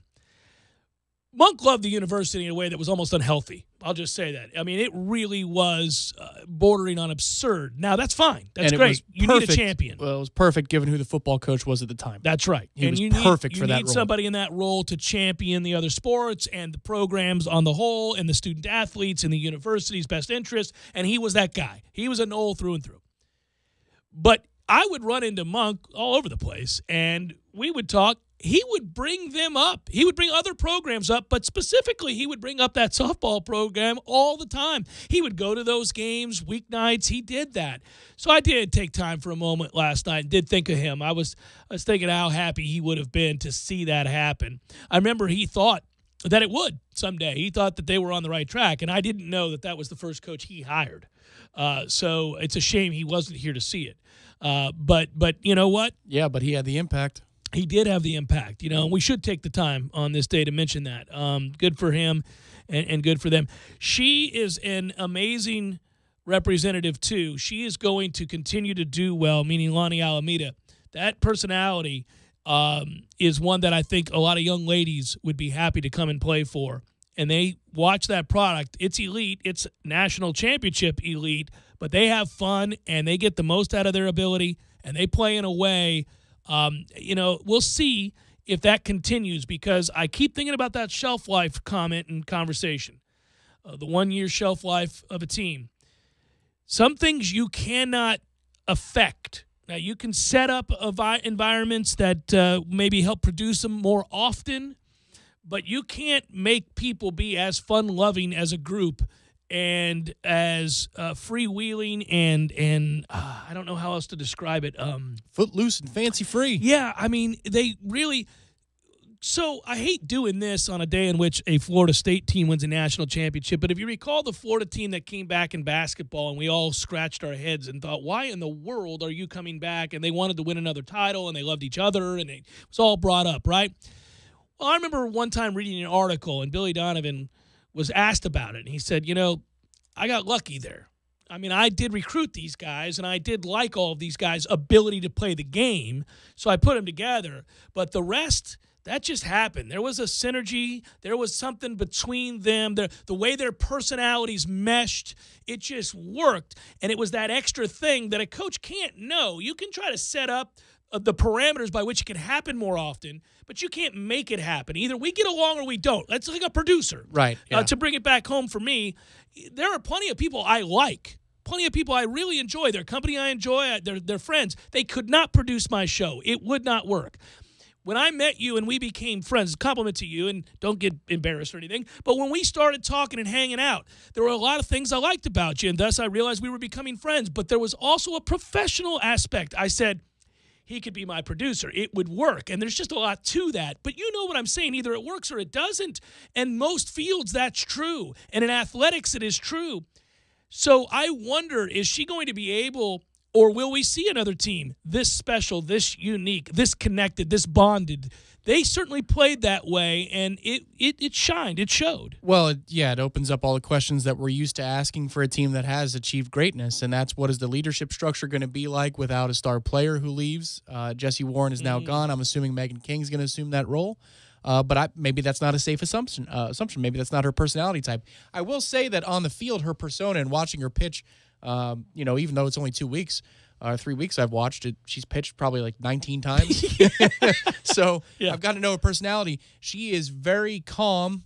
She laughs at peace and smiles on the field. I think she's about 92% just kind of enjoying the moment, and 8% Shooter McGavin. She's got a little shooter in her. Mm-hmm. But I wonder if she's going to be the leader of that team, what does that change? Or the expectations, what does that change too? This group wasn't expected to win a national title. Yeah, but somewhere along the way, that all gelled, and it happened, and then they thought they could, and it was painfully obvious that they could from an ability standpoint and a belief standpoint. You wonder, does that moment carry over to where they enter the season next year believing that's already possible, as opposed to having found it along the way? Right, but the question is, how does that change your habits? 2013 and 2014 football teams, a lot of the same players. Most of the same players. Habits changed, without question. And the coaches allowed for it to happen, and you could never get it back. They could never get it back. Something tells me that's not how this operates. More intimate group, how they operate over there, more intimate group. They like each other. Well, they certainly do. Fewer egos, fewer people, I think different sport. I'm not. Yeah, listen. I'm not going to be the. It's apples to apples here. All I'm saying is those questions now. Those are real, and that's the fun part. I would think for Alameda, Coach Alameda is, hey, look at this. I got the problem of how do we return back to prominence after a national championship. Yeah, playing with house money now, and I think they are prepared to go on a real long run here in a level of consistency. Look, the Pac-12 rules the day in women's softball. It just does. Go look at the championships. It's unbelievably one-sided. But it's changing. The SEC has found their way in, and now the ACC has. We talked about it earlier, but I think the biggest indicator that we were comfortable with the expectations, even if it was short-lived, if you look at the scope of the season versus the last couple of weeks, when you go down 3-0 and you're up 1-0 in a series, that you come right back and you Score battle 2 runs, and you answer. I mean, you could pack it in that night and say, well, we're used to playing with everything on the line anyway, so it's 1-1. Let's get this thing done in Game 3. No, they battle right back the next half inning. That kind of chutzpah right there tells you that if there are expectations, there's probably an answer for those expectations. You and I talked off the air before we came on today, and I said 3-0. I obviously was a little upset and kind of thinking, well, that's a disappointing start to the game. If it does, if this gets worse. Right, all that stuff, and I'm thinking about that, and then we come right back with 2 runs, and I thought, oh, Washington, you're in trouble. That's not what you do. You needed a shutdown inning after those 3 runs, and you did not get it. We got the hitting shoes on, and they believe. They came off that field like, oh, let's go. Let's go. I was surprised. So they're warming up their other pitcher, and, I mean, if you're warming her up, you may as well bring her in, because you get to 8 runs. That's a big difference from 5 or 6. You may want to stop the bleeding, and now you got the bases loaded, and now the pressure's back on us. But I think somebody got outmanaged there a little bit. Maybe they just didn't have somebody they really thought. Well, I mean, last night's or 2 nights ago, I mean, that's 1 run. I'd rather go with run 1 than all these bombs being hit to left and right center. I mean, good boom. Christmas. Another one. Oh, good stuff. Jeff Cameron Show, 97.9 ESPN Radio.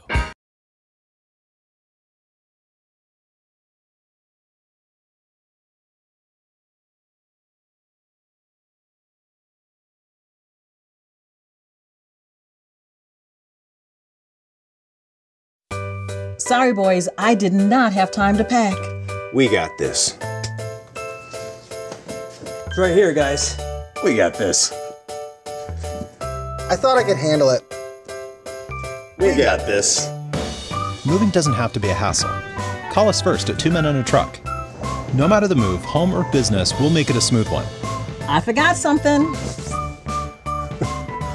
We got this. Landowners, your Mahindra dealer is ready to help you save during Mahindra's Red Tag Sale. Enjoy up to $7,900 in tractor cash back and savings, or utility vehicle savings up to $1,700. Plus, Mahindra's industry-leading warranties still come standard. So hurry in for Mahindra's Red Tag Savings.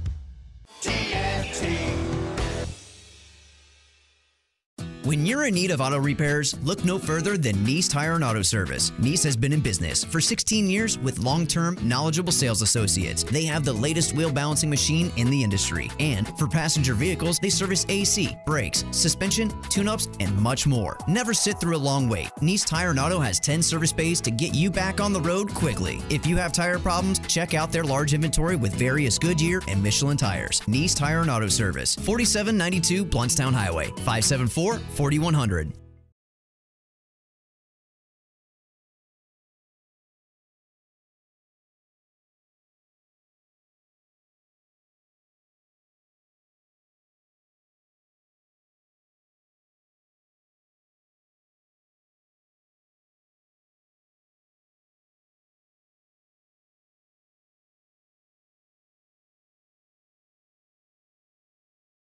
To regulate the temperature in my home when I'm away. Thank you, caller. That's all the time we have today. The City of Tallahassee Utilities would like to help you save as much energy as you can and save money while you're at it. Visit talgov.com for more information and start saving energy today. Time to check out our buddy Joe over at Truck and Car Concepts. What's going on, man? Hey, man, what's going on with you guys? Well, here's the deal. I heard that you were gone all day as you were out tinting a house. Yes, sir. His customer was having a big heat problem on the west side of the house in the afternoon. We went over, did the estimate, decided to do the east side of the house as well. Let me tell you something. We knocked out 79% of the heat energy, which is going to totally knock down the electricity bill. Not only that, but she had some really nice paintings that were fading out in the living room. 99% ultraviolet ray elimination. So it would fade out like carpets and drapes and furniture and stuff? Not only that, but it also fades out those expensive hardwood floors. So window filming the house is nothing but a plus. Like I said, it comes and it takes down the heat energy, and that's,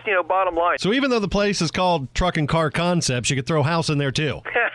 We can do houses, planes, trains, or automobiles, man. If it's got glass, we tint it. Truck and Car Concepts, 656-8800. Give us a call.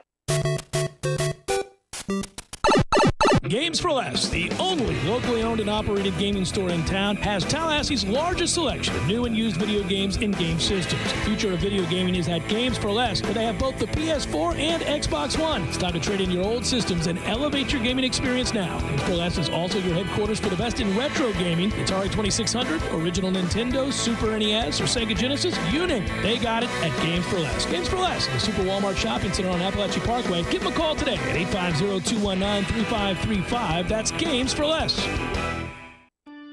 Barry knows cool. He's keeping you comfortable. Barry knows cool. You can put him to the test. Summer temps in Tallahassee can mean extra stress on your AC unit. Let Barano Heating and Air Conditioning help with their Total Comfort Service program. Visit BaranoAC.com for info. You'll also find money-saving rebates, energy-saving tips, online scheduling, and more. Turn to the experts at Carrier and Barano Heating and Air. Call 580-4029. License for CAC 057652. Are you ready to experience an awesome fishing expedition? Sea Quarters Marina is home to several great charter services. All charters are customized based upon the types of fishing opportunities available and the type of fishing the customer requests. The Northwest Gulf Coast offers a variety of different angling adventures thanks to unspoiled back county islands and crystal clear flats. For more information regarding charters, call Sea Quarters Marina at 697-8400 or online at seaquartersmarina.com. This Day in Sports, brought to you by Superlube. Superlube, 19 Tallahassee area locations. Quick, convenient, no appointment necessary. This day in sports history. June 6th, 1946. A group of owners met at the Hotel Commodore in New York City and gave birth to the Basketball Association of America, which in 1949 would become the National Basketball Association. The league launched with a 60-game schedule and 11 teams, which included 3 current franchises, the Warriors, Celtics, and Knicks. For better gas mileage and a longer-lasting engine, change your vehicle's oil at Superlube every 3 months or 3,000 miles, whichever comes first. For good times and family fun, Tallahassee heads to the Fun Station. And right now, when you change your oil at Superlube, you'll get a $15 Fun Station gift card. You don't need an appointment. You'll be in and out in no time. And with 19 Tallahassee area Superlubes, there's probably one right around the corner right now. How I love to Superlube my car. Yes, sir. Live from the AmeriGas Propane Studios in the capital city of Tallahassee, this is the Jeff Cameron Show on 97.9 ESPN Radio. It's Balls Mick Wednesday. Brought to you by TNT Supercenter, 14585 U.S. Highway 19, Thomasville, Georgia. Your one-stop shop for all your outdoor entertainment.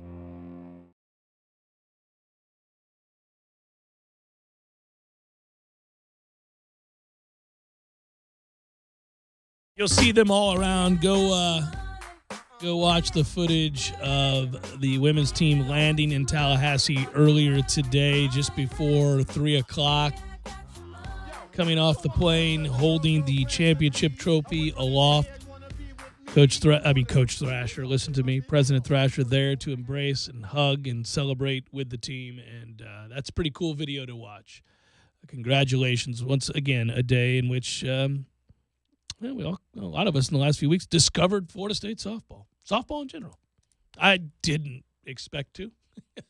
I didn't. And we also have to thank them selfishly. Remove the Knoll card stuff and all that. I mean, they gave us a way to distract from the disappointment, the profound disappointment of the 7 national seed losing both of their games in the regional here, and one in dramatic fashion. And so, your attention diverted by another program, another sport, not just because they were winning. They were also fun, as I said. So thank them for that.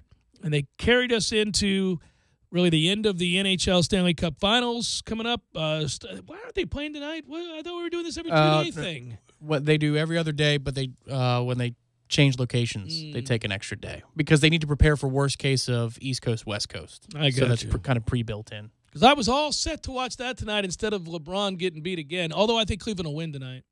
You think so? I kind of do. I think if they're going to win one, this is the one. I picked them to lose in 5. Don't we have a bet? We do. I know, and I think I'm going to lose the bet because game 1, J.R. Smith kind of... That one hurt you. What's his beverage of choice? That's what I'll get you, is a J.R. Smith beverage of choice, as long as it's I don't not think I expensive. want what J.R. Smith drinks.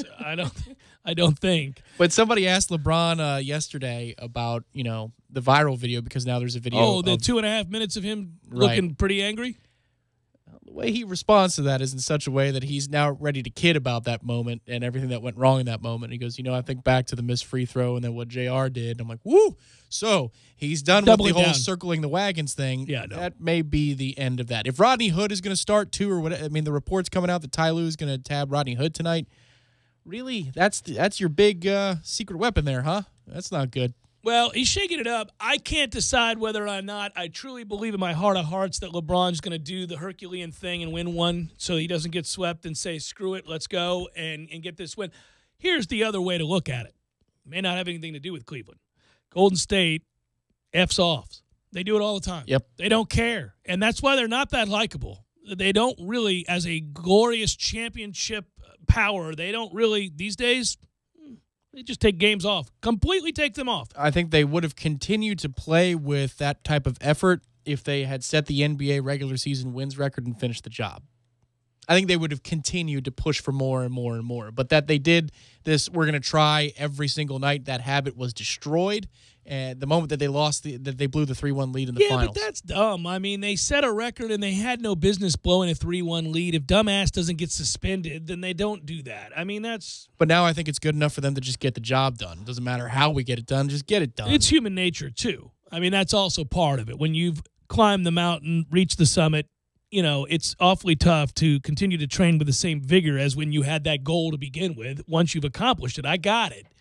But it's not all that appealing to watch teams of that ability just take games off or to, screw around for entire halves. And then to be rewarded for it is even worse. Well, but what is happening this series is quite simple, and you can see it at every turn around the huddles, post whistles, under the basket. LeBron's taking notes about everybody who's saying anything. He's taking notes about everything the Warriors are saying. You can tell when Steph walks up to him and goes, really? Okay. Remember this when? Because when is next year? That's his goal. He's like, all right, fine. You want to walk and talk now? Fine. So I'm going to have to do the crap that you guys pulled, and then I'm going to end you. And it's going to be delicious. We'll see. He'll have to do it with a player that I don't trust as far as I can throw, if you're talking about him joining Houston. I don't know. I think if Philly can swing it, that makes more sense. But wherever he goes, he's going to do it for a year or two, and that's it. I would thoroughly enjoy him going to Philadelphia, and I'm sure Matthew's nodding his head yes right about now. Yeah, go to Philly. Don't go to Houston. I don't need to see that. But for 1 year or two, wherever he goes, Houston should have beat Golden State without Chris Paul in Game 7. That makes a big difference, right? You could argue that if he does a 1 year deal that he can opt out of next season, that's not a stupid play either. You know what's weird? He has kept himself. This is another reason that you can't really hate on LeBron. The things we hate on LeBron for are really, in the big scheme of things, very minor. He's a crappy GM. He did some things with the decision or whatever. But it's never anything profound because all he's done is surpass expectations, which were already incredibly lofty. He never gets in trouble. He'll drop 51 on you, 51, 13, and 10 in a game and give his heart. He'll do all these things. He won a championship with a lesser team. All those things. That's happened, right? The other reason that it's hard to dislike him or to hate on him for too long, he keeps himself in supreme condition. He is incredible. He's in incredible shape. So the reason I bring all that up is to say this. I know we're assuming he's not going to play for much longer. He's an old 30 whatever, but we've never seen an athlete like him. We've never seen anybody like this. Well, if he goes somewhere like Philadelphia, I think this is why it's the smarter play. Well, two reasons. One, if they're going to have a general manager change, maybe LeBron can weigh in on the general manager's position. Yeah, they can get his guy, yeah. Right, yeah, whoever that guy is going to be. Or LeBron says, listen, Colangelo has a big issue here. Well, no, he's got to go. Yeah. Oh, yesterday, what are they waiting on? This is dumb. Due diligence for lawyers or something like that? Yeah. So they don't open themselves up to a lawsuit after the fact. Maybe that's what it is. I think it's a fair assumption, yeah. But, so he goes to a team full of young pups. I mean, he could average 25 and 8 Oh, it's in a his glorious sleep place to go, yeah. and Sit play, back. He play real hard for 20 games out of the year. Well, you can be deferential there. That's the beauty, is you have a night where you say, okay, Embiid's going to carry the day, and I'm going to chill. He may not need to extend his career, as you're talking about, from a physical standpoint, but he certainly can going to a place like that. Oh, I don't think there's any question. Let's do probables and get the heck up out of here. We don't have time? No, we're being told no. All right. Front row Knowles. By we, I mean I'm being told no probables tonight. That's all right. You don't need to hear about how it is the Dodgers are going to beat up on Trevor Williams. Front row Knowles up next. Should be good. They're celebrating too. Good work out of you. Good work, Matthew. Be well, everybody.